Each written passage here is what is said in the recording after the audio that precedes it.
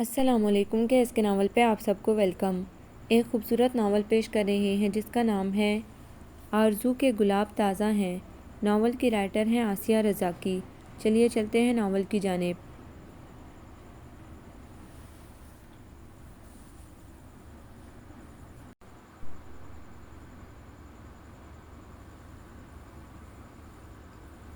روشن صبح کا آغاز پرانی لکڑی کی بے روغن پٹ والی کھڑکی سے پرے سرسبز کھیتوں میں ہلکی ہلکی ہوا اٹھلاتی سی چلی کھیتی ہلکوری لینے لگی، گنگنا اٹھی۔ پچھواڑے کے میدان میں برگد کے بوڑھے درخت میں بسیرا کرنے والی چڑیاں جاگ اٹھیں۔ پورا میدان، کھیت کھلیان ہلکے ہلکے شور سے گونجنے لگا۔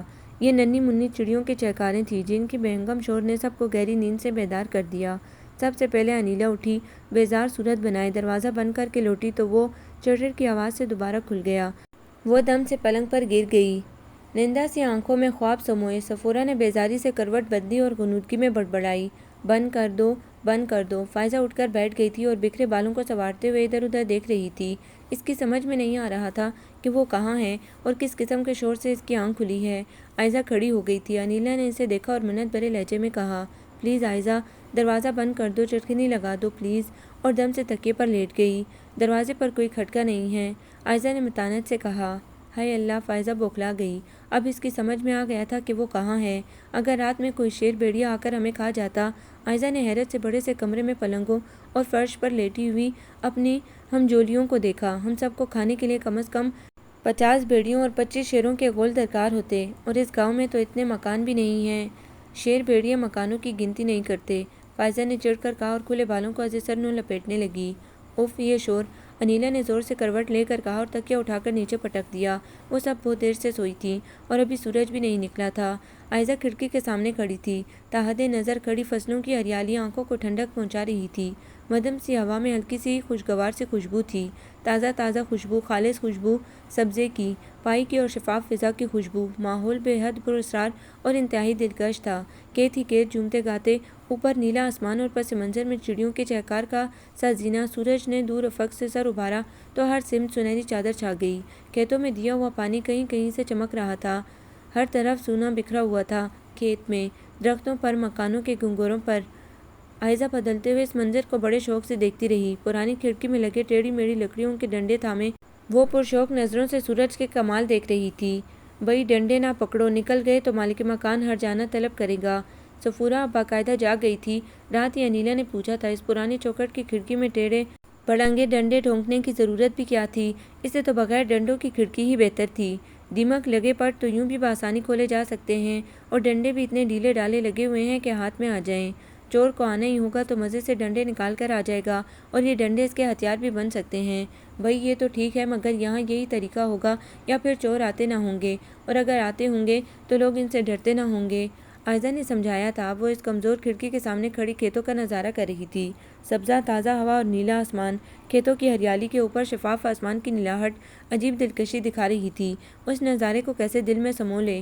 کیمرہ اٹھا کر وہ دروازے کے باہر آ گئی۔ کمرے کے باہر کچے فرش کا برآمدہ تھا اور برآمدے کے بعد کچا آنگن، جس کے کونے پر کچی مٹی کا لپا ہوا چولہا تھا، اور مائیں چندہ چولہے پہ لکڑیاں ڈالے انہیں ہولے ہولے پھونک رہی تھی۔ لکڑیوں سے دھواں اٹھ رہا تھا اور بلک آتا اوپر کو جا رہا تھا۔ مائیں چندہ شہر سے آئی ہوئی ان لڑکیوں کے لیے ناشتے کا انتظام کر رہی تھی۔ مسعود اختر نے ان سب کو سوشل ورک کے لیے اپنے گاؤں آنے کی دعوت دی تھی۔ پروفیسر اعظمی ان کے ساتھ آئے تھے، اور جب وہ وہاں سے روانہ ہو رہے تھے تو سر ندیم بھی ان کے ہمراہ ہو لیے تھے۔ لڑکوں کا پورا گروپ زمیندار کی حویلی میں مقیم تھا، اور لڑکیوں کے لیے اس خالی مکان کو مناسب سمجھا گیا۔ دن بھر وہ کھیتوں میں، مزاروں سے، مکانوں میں خواتین سے اور مزدوروں سے گفتگو کرتے رہے تھے۔ دوپہر کا کھانا سب نے مل کر چوپال میں کھایا۔ یہ ضیافت زمیندار کی جانب سے تھی۔ پھر شام کو لڑکے علیحدہ ہو گئے، لڑکیاں خالی مکان میں آ گئیں، اور پل کی پل میں وہ مکان بھر گیا۔ ان کے سریلے قہقہے مکان سے باہر گلی میں پہنچے تو گاؤں کے ننگ دڑنگ بچے، چھوٹی چھوٹی لڑکیاں اور پیون لگے چین کے دوپٹوں میں لپٹی لپٹائی نوخیز دوشیزائیں صحن کے دروازے سے اندر جھانکنے لگیں۔ عائزہ نے ہر بار انہیں اشارے سے بلایا، مگر وہ کھل کھل کرتی باہر بھاگ گئیں۔ شاید یہ ہمیں پاگل سمجھ رہی ہیں، صفورہ متفکر ہو گئی۔ تو تم لوگ حرکتیں بھی تو پاگلوں جیسی کر رہی ہو، ہر چیز پر حیرت کا اظہار، چیخ کر ہنسنا، دھپ دھپ کر کے چلنا۔ بھئی یہ گاؤں ہے، ہمارا ہاسٹل تو نہیں ہے۔ عائزہ کی بات پر انیلا کا منہ بن گیا۔ یہ تم لوگوں سے کیا مراد ہے تمہاری؟ کیا تم ہم میں شامل نہیں ہو؟ انیلا کی تیوری پر بل تھے۔ کم از کم مجھے گاؤں کی روایات عزیز ہیں، اسی لیے میں رنگین چادر اوڑھ کر آئی ہوں، تم لوگوں کی طرح خالی دوپٹے میں کودتی نہیں پھری۔ پتہ ہے سب عجیب نظروں سے دیکھ رہے تھے ہمیں۔ لو، اب تم نے خود کو ہم میں شامل کر لیا۔ تم تو بقول تمہارے رنگین لفافے میں ملفوف تھیں، ہم ہی اوچک پھاند رہے تھے تو ہمیں ہی دیکھ رہے ہوں گے لوگ۔ سفورہ باقاعدہ خفا ہو گئی۔ عائزہ نے مشکل سے منایا، سرشام مسعود ان لوگوں کے لیے کھانا لے آیا۔ مائی چندہ اس کے ساتھ تھی۔ اس نے تندوری روٹیوں کی چنگیر اٹھا رکھی تھی۔ اس کا بیٹا تامچینی کی پھول دار پلیٹیں اور سالن کے ڈونگے لیے ہوئے تھا۔ سب نے حیرت سے مسعود کو دیکھا۔ بھئی یہ کیا؟ یہ تو چائے کا ٹائم ہے، تم کھانا لے آئے ہو؟ اس وقت کھانا؟ ابھی سے؟ مائی گاڈ، یہ کیا مذاق ہے؟ ابھی سے کھانا کھا لیں گے تو رات میں چوہے نہ دوڑیں گے پیٹ میں؟ فائزہ کو اپنی بھوک کی فکر رہتی تھی۔ تم چنے پھانک لینا، انیلا نے کہا۔ فائزہ اپنے ساتھ بنے چنے رکھتی تھی۔ اوفو، میری بات سنو، مسعود جلدی سے بولا۔ پہلی بات یہ کہ چائے کی پتی دستیاب نہ ہو سکی، سوری، ایک لڑکے کو ساتھ والے گاؤں بھیجا تو ہے، اب وہ رات تک پتی لے کر آئے گا۔ دوسری بات، جب بھوک لگے کھانا کھا لینا، مگر ابھی تو لے لو نا۔ بھئی میں تو ابھی کھا لوں گی، اس قدر ورزش ہوئی ہے، کھیتوں میں بھوک لگی ہے، عائزہ نے کہا۔ اور جب عائزہ نے کھانا شروع کر دیا تو سب ایک ایک کر کے اس کے ساتھ شریک ہو گئیں اور سالن کے ذائقے کو سراہنے لگیں۔ مسعود نے شرماتے ہوئے کہا، میری اماں نے پکایا ہے۔ اوہ واقعی؟ ارے مسعود، تم ہمیں اپنی والدہ سے ملواؤ نا۔ ضرور ضرور، مگر ایک شرط ہے، تم ان کا مذاق نہیں اڑاؤ گی، سیدھی سادی دیہاتی عورت ہیں۔ نہیں نہیں بھئی، ہم تو خود ایک خالصتاً دیہاتی ماں سے مل کر معلومات حاصل کرنا چاہیں گے۔ اوکے، اور ہاں، مسعود جاتے جاتے رک کر بولا، رات تک چائے کی پتی آ گئی تو میں مائی چندہ کے حوالے کر دوں گا، وہ صبح یہیں پر ناشتے کا انتظام کر لے گی۔ ہائے، اور آج کی چائے غائب، یعنی آج دن بھر کا نہ کھا؟ بھئی یہ ظلم ہے۔ اچھا بابا، پھر رات کو ہی جندہ پتی لے آئے گی، اسے دودھ چینی منگا لینا یا پڑوس کے دروازے کی کنڈی کھٹکھٹانا، سب کچھ مل جائے گا۔ اب رات کو میں نہیں آؤں گا ورنہ کسی کو اعتراض ہو سکتا ہے۔ ارے واہ، یہ کیا؟ کسی کو اعتراض کا حق ہی کیا ہے؟ تم ہمارے کلاس فیلو ہی نہیں، میزبان بھی ہو۔ وہ سب ٹھیک ہے، مگر یہاں اس طرح کوئی نہیں سوچے گا، اس کا رواج نہیں ہے کہ لڑکے لڑکی رات کو ملاقات کریں، خواہ چائے کا بہانہ ہو۔ مگر ہماری فلموں میں تو یہی رواج ہے، بلکہ لڑکے لڑکی گانا گانے کے علاوہ کھیتوں میں دوڑ لگانے میں بھی ماہر ہوتے ہیں، اور کھڑی فصلوں کا کیسا قلعہ کما کرتی ہیں وہ 2.5 من کی خوبرو ہیروئن۔ افسوس ہوتا ہے، خیر فلموں سے ہمارے معاشرے کا کوئی تعلق نہیں۔ مسعود کے جانے کے بعد وہ سب مختلف گیمز لے کر بیٹھ گئیں۔ اچانک کسی کو کھیتوں میں واک کی سوجی، بڑا خوابناک پراسرار سناٹا تھا۔ چند لمحے کھیتوں کے کنارے کھڑے رہ کر انہیں اس خوبصورت مگر سنسان ماحول کو دیکھنے کا موقع ملا۔ چاندنی اتنی ہی تھی کہ وہ ایک دوسرے کو دیکھ سکتی تھیں۔ کھیتوں کے اندر گھسنے کی کسی میں ہمت نہ تھی۔ مائی جندہ ہمراہ تھی، ورنہ وہ وہاں ایک لمحہ بھی نہ رکتیں۔ کچھ ایسا ہی انجانا سا خوف معلوم ہوتا تھا۔ سب ٹہلتے ہوئے واپس آئیں، مگر عائزہ پر اس دلکش نظارے اور ملگجے اندھیرے مدھم اجالے کے سنگم نے کچھ ایسا سحر کیا کہ وہ دم بخود کھڑی کھیتوں پر سرسراتی ہوا اور چاندنی کا جادو دیکھتی رہی۔ اسے پتہ نہ چلا سب لڑکیاں جا چکی ہیں، وہ تنہا ہے اور ہر سمت پر ہول سکوت ہے۔ یہاں سے وہاں پھیلے ہوئے سرسبز کھیتوں میں رات حکمران تھی، شاید کھیتوں کی فصلیں سو چکی تھیں۔ عائزہ ٹھنڈی ہوا اور نم نم فضا میں کسی مجسمے کی طرح ایستادہ تھی۔ کچھ دیر بعد ہی ہلکی سی آہٹ ہوئی اور پھر ایک آواز، ارے تم یہاں کیا کر رہی ہو؟ عائزہ چونک گئی۔ اس نے پیچھے مڑ کر دیکھا۔ آنے والے نے حیرت سے کہا، اوہ مس عائزہ، آپ اکیلی اتنی رات میں؟ سر، ابھی تو 8 ہی بجے ہیں، عائزہ نے سر ندیم کو پہچان کر مطمئن لہجے میں کہا۔ باقی سب؟ مطلب آپ کیا کر رہی ہیں اکیلی کھڑی ہوئی؟ عائزہ کا جی چاہا کہے، کم از کم آپ کا انتظار نہیں کر رہی۔ بس ایسے ہی سر، یہ ماحول، یہ فضا مجھے بہت متاثر کر رہی ہے۔ ہم شہر میں رہ کر اس خاموشی اور ایسے مدھم اندھیرے اجالے کے عادی نہیں ہیں۔ یہاں کی ہر چیز نئی اور اچھی لگ رہی ہے۔ تو آپ کو بھی ایسا نیا پن اپیل کرتا ہے جیسے موسم، فضا اور دیہاتی ماحول؟ سر ندیم خوش ہو رہے تھے۔ عائزہ کو تعجب سا ہوا، اس نے ان کی خوشی کے لیے تو کچھ کہا نہیں تھا۔ اگر آپ کو ایسے علاقے میں رہنا پڑے، یعنی موقع ملے، تو آپ آسائشوں کے بغیر رہ سکیں گی؟ بالکل سر، میں ویسے بھی بہت سخت جان ہوں، آسائشوں کو اپنی کمزوری بنانا سخت ناپسند کرتی ہوں، اور یوں بھی میرے والد بےحد جفاکش اور اصول پرست انسان ہیں۔ انہوں نے ہمیں موم کی گڑیا بنانے کی قطعاً کوشش نہیں کی، بلکہ ہر ماحول میں، ہر جگہ، ہر حالات میں خود کو مطمئن اور پر اعتماد رہنے کی تربیت دی ہے۔ میں تو کہیں بھی رہوں خوش رہتی ہوں اور کسی کو بور نہیں کرتی۔ سر ندیم سر اٹھائے فضا میں کچھ سونگھ رہے تھے۔ عائزہ بھی غیر ارادی طور پر گردن اونچی کر کے کھڑی ہو گئی۔ آپ کو کوئی مہک محسوس ہوتی ہے جو شہر میں نہیں ہوتی؟ یس سر، یہ سبزے کی، پانی کی اور گرد سے پاک اس فضا کی خوشبو ہے۔ مگر سبزہ اور پانی ہمارے شہر میں بھی کم تو نہیں ہے؟ مگر ہمارے شہر میں گرد بھی ہے اور کھیتوں کی یہ ہریالی نہیں ہے، بسوں کا دھواں ہے۔ مس عائزہ، آپ کو خوف نہیں آتا؟ یہ سناٹا، اندھیرا اور تنہائی۔ مگر سر، میں تنہا کب ہوں؟ آپ بھی تو ہیں۔ سر ندیم نے سر نیچے کر کے ہونٹ کاٹے، پھر چپکے سے کہا، چلیے میں آپ کو چھوڑ آتا ہوں، میں خود چلی جاؤں گی، آپ جائیں سر، ہم لوگ اس سامنے والے گھر میں ہی تو ٹھہرے ہوئے ہیں۔ سر ندیم جانا نہیں چاہتے تھے مگر عائزہ نے انہیں اصرار کر کے بھیج دیا۔ بعد میں صفورہ اور فائزہ جندہ کے ساتھ آ گئیں اور عائزہ کو بازو سے پکڑ کر کھینچتی ہوئی لے گئیں۔ گھر کے اندر لالٹینوں کی زرد روشنی میں لڑکیاں لمبے کمرے میں فرش پر بیٹھی لوڈو اور تاش وغیرہ کھیل رہی تھیں۔ بہت بور کرتی ہو عائزہ، شمائلہ نے چلا کر کہا۔ چلو ادھر، کوٹ پیس کے لیے چوتھا ساتھی ہی نہیں تھا۔ عائزہ ان کے ساتھ سامنے ہی بیٹھ گئی مگر اس کا ذہن باہر ہی رہ گیا تھا۔ سرسبز کھیتوں کی ہوا سے سرگوشیاں، چاند کی آنکھ مچولی اور سر ندیم۔ انیلا نے ٹرانسسٹر آن کر دیا۔ آبدہ پروین غزل گا رہی تھی۔ رنگ باتیں کریں اور باتوں سے خوشبو آئے۔ مائی جندہ صحن کا دروازہ بند کر کے کمرے میں آ گئی۔ کمرے کے دروازے کے عین سامنے اس نے اپنی چلنگا چارپائی ڈال لی اور اس میں دھنس کر لیٹ گئی اور اندر ہونے والی لڑکیوں کی دلچسپ نوک جھونک اور غزلیں سنتی رہی۔ ٹھنڈی ہوا کے جھونکے غنودگی کی دعوت دے رہے تھے۔ باتیں کرتے کرتے لڑکیوں کی زبان لڑکھڑانے لگی اس اکلوتی پرانی چوکھٹ کی کھڑکی سے جس میں ٹیڑھے میڑھے ڈنڈے بطور سلاخوں کے ٹھونکے گئے تھے۔ ہوا بے تکلف ہو کر آ رہی تھی۔ کمرے میں رفتہ رفتہ سناٹا چھانے لگا۔ دروازہ کھلا تھا، کھڑکی کھلی تھی۔ گاؤں کی گلیوں میں حقہ عالم تھا۔ کبھی کبھی کتے کے بھونکنے کی آواز آتی اور جینگر گانے لگتے۔ انیلا ٹرانسسٹر کھلا چھوڑ کر سو گئی۔ آبدہ پروین گاتے گاتے چپ ہو گئی۔ پھر ریڈیو سے اعلان ہوا، قومی ترانہ ہوا اور پھر سائیں سائیں کے سوا کچھ باقی نہ رہا۔ عائزہ کو نیند نہیں آ رہی تھی۔ اس نے اٹھ کر ٹرانسسٹر بند کیا اور لیٹ کر دن بھر کی مصروفیات پر غور کرنے لگی۔ یہاں غربت تھی، قناعت تھی، مگر رہن سہن عام کسان اور زمیندار کا ملتا جلتا تھا۔ رنگین بانوں والی پیڑھیاں، تسلے سے بنے ہوئے پلنگ، چھپے ہوئے بیڈ کور تقریباً ہر گھر میں تھے۔ آسان زندگی۔ گاؤں میں تفریح کا کوئی مقام نہ تھا۔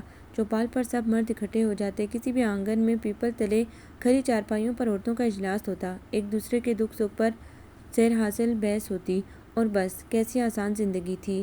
صبح موٹی روٹیوں کا ناشتہ ملا، گھر کا اصلی مکھن اور دودھ پتی کی چائے۔ شاید یہاں کی گندم بھی خاص قسم کی ہوتی ہے۔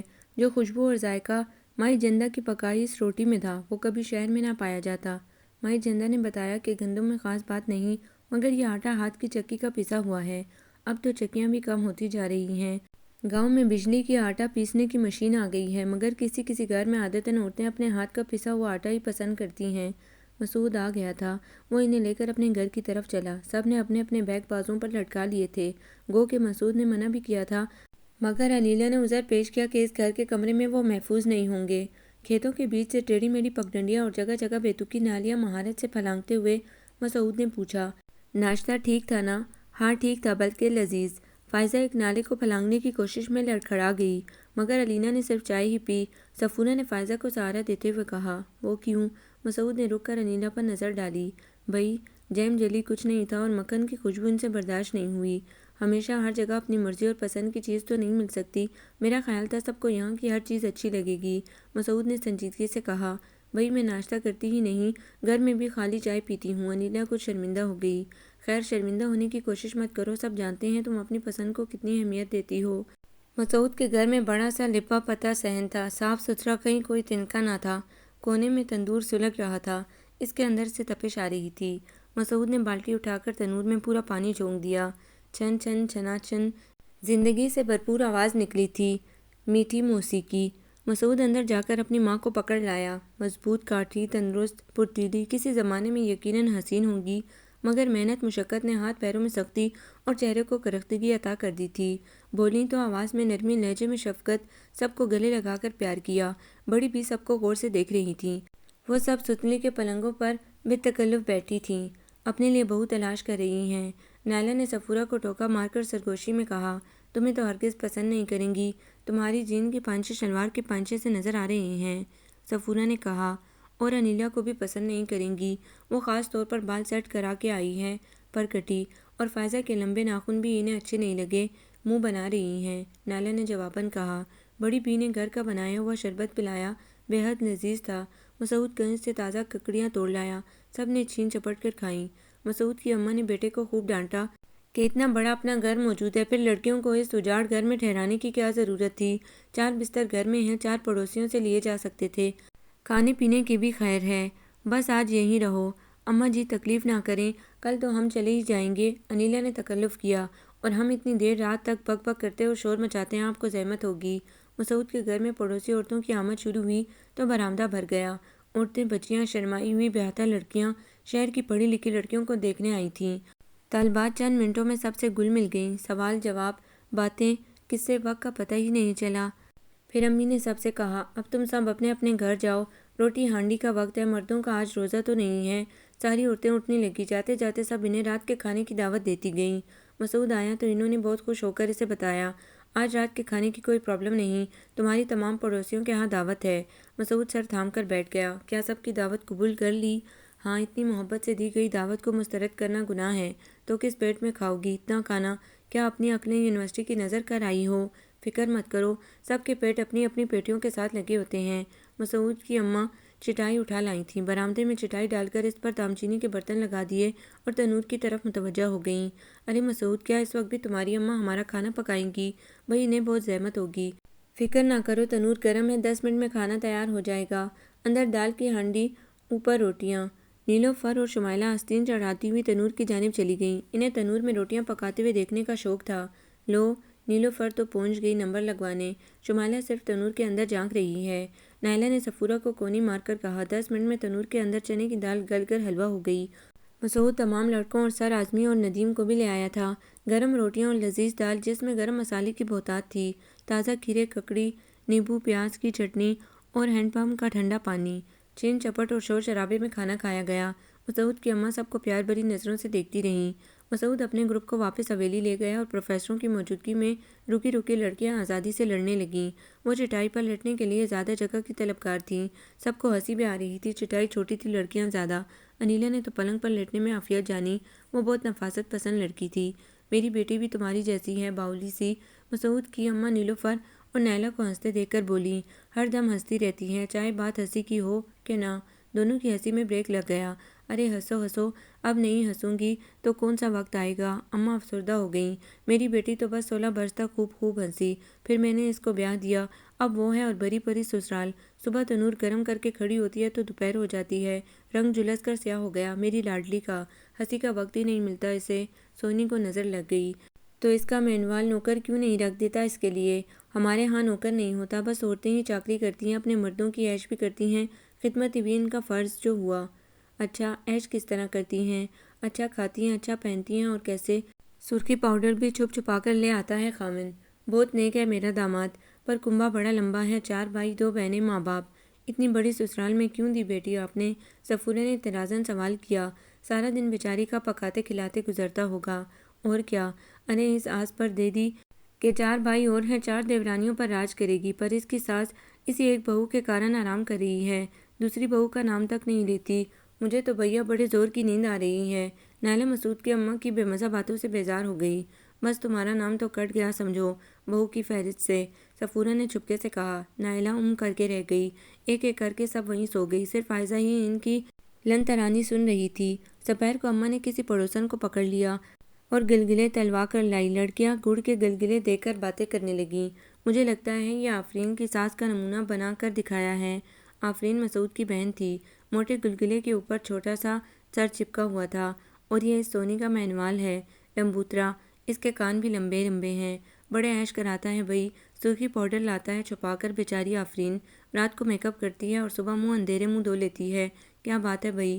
ہاں، اللہ تعالیٰ ایسے عیش سب کو کرائے، آمین ثم آمین۔ انیلا ہنسی، مذاق نہ اڑاؤ، بری بات۔ عائزہ انیلا کو گھور کر رہ گئی، اللہ میاں ایسے عیش عائزہ کو بھی نصیب ہوں، کہو آمین۔ مجھے ایسے ویسے کسی قسم کے عیش کی طلب نہیں، سمجھی، صرف سکون چاہیے مجھے، سکون دل۔ تو اس گاؤں میں تمہیں کہیں بھی سکون نہیں ملا؟ دوپہر کو وہ پھر تفریح کے لیے نکلیں، درختوں کے نیچے آنکھ مچولی کھیلی گئی، شام کو واپس مسعود کے گھر آ گئیں، ان کے بیگ وہیں تھے۔ انہوں نے دیکھا کہ برآمدے کی چٹائی پر پیالے اور دیچکیاں رکھی ہیں اور کئی عورتیں وہاں بیٹھی ہیں۔ پھر تو تانتا بن گیا، جسے دیکھو پیالہ یا دیگچی اٹھائے چلی آ رہی ہے، چٹائی برتنوں سے بھر گئی، دال، بھجیا، آلو، دہی، چاول، قسم قسم کے سالن اور چنگیریں بھر کر روٹیاں۔ عورتیں کھانا چٹائی پر رکھ کر ادھر ادھر بیٹھ گئیں۔ مسعود کی اماں نے بتایا، اب یہ سب برتن خالی ہونے کے انتظار میں بیٹھی رہیں گی۔ ہائے اللہ، اتنا سارا کھانا، ہم کیا جن بھوت ہیں؟ روٹی کے انبار الگ حسان خطا کیے دے رہے تھے۔ مسعود آیا تو ان کی پریشانی پر مسکرا دیا، اس نے ایک دیگچی اندر سے لا کر اس میں مختلف پیالوں کی دالیں اور سبزی وغیرہ ڈال لیں، دوسرے میں چاول اور بہت سی روٹیاں لے کر جانے لگا۔ میں نے تمہاری مشکل آسان کر دی، اب یہ دالوں سبزیوں کا مکسچر ہم لوگ کھائیں گے، باقی کھانا تم لوگ ختم کرو۔ آنے والی خواتین کو اس سے غرض نہ تھی کہ کھانا کون کھائے گا یا کیسے ختم ہوگا، نہ انہوں نے مسعود کی دال سبزی کے مکسچر پر اعتراض کیا۔ انہیں تو برتن خالی ہونے کا انتظار تھا۔ مسعود کی اماں بھی ان کے ساتھ شریک ہو گئیں اور انہوں نے خوب انصاف کیا۔ اگر وہ کھانا نہ کھاتی تو آدھا بچ جاتا۔ جب کسی طرح کھانا ختم ہوا، عورتیں برتنوں سمیت رخصت ہوئیں اور لڑکیاں اٹھیں تو سب کے زانوں تلے روٹیوں کے ڈھیر تھے۔ یہ ترکیب انیلا کی تھی، اگر میں یہ نہ کرتی تو سب کھا کر مر جاتے۔ اس نے مسعود کی اماں کی حیرت رفع کرنے کو کہا۔ گاؤں کا 2 روزہ قیام نہایت خوش اسلوبی سے اختتام کو پہنچا۔ یہ یادگار پکنک سب کے ذہنوں پر مختلف قسم کے تاثرات مرتب کر رہی تھی۔ وہ سب بے حد مسرور اور مطمئن سب کے شکریہ ادا کر کے واپس جا رہی تھیں۔ یہ سفر، یہ قیام کتنا دل فریب تھا، اس کا اعتراف سبھی نے کیا۔ پھر شہر کی ہلچل میں سب بھول گئے۔ ایک عائزہ تھی جو دن میں 1-2 بار ضرور ہی کوئی بات یاد کرتی۔ دیہی زندگی کی سادگی، ماحول کی دلکشی، لوگوں کی شگفتگی۔ اچھا، اب اس ذکر کو ختم کرو، دادی نے جز بز ہو کر ایک دن کہا۔ بہت ہو چکی تفریح، اب ایک بات سن۔ آج کل جمیلہ کا تیری ماں سے خوب بہناپا ہو رہا ہے اور ایک نہ ایک دن وہ اپنی بات منوا کر رہے گی۔ جمیلہ بہت چلیتر باز عورت ہے دادی، خدارا وہ میری خالہ ہیں، عائزہ نے چپکے سے منت بھرے لہجے میں کہا۔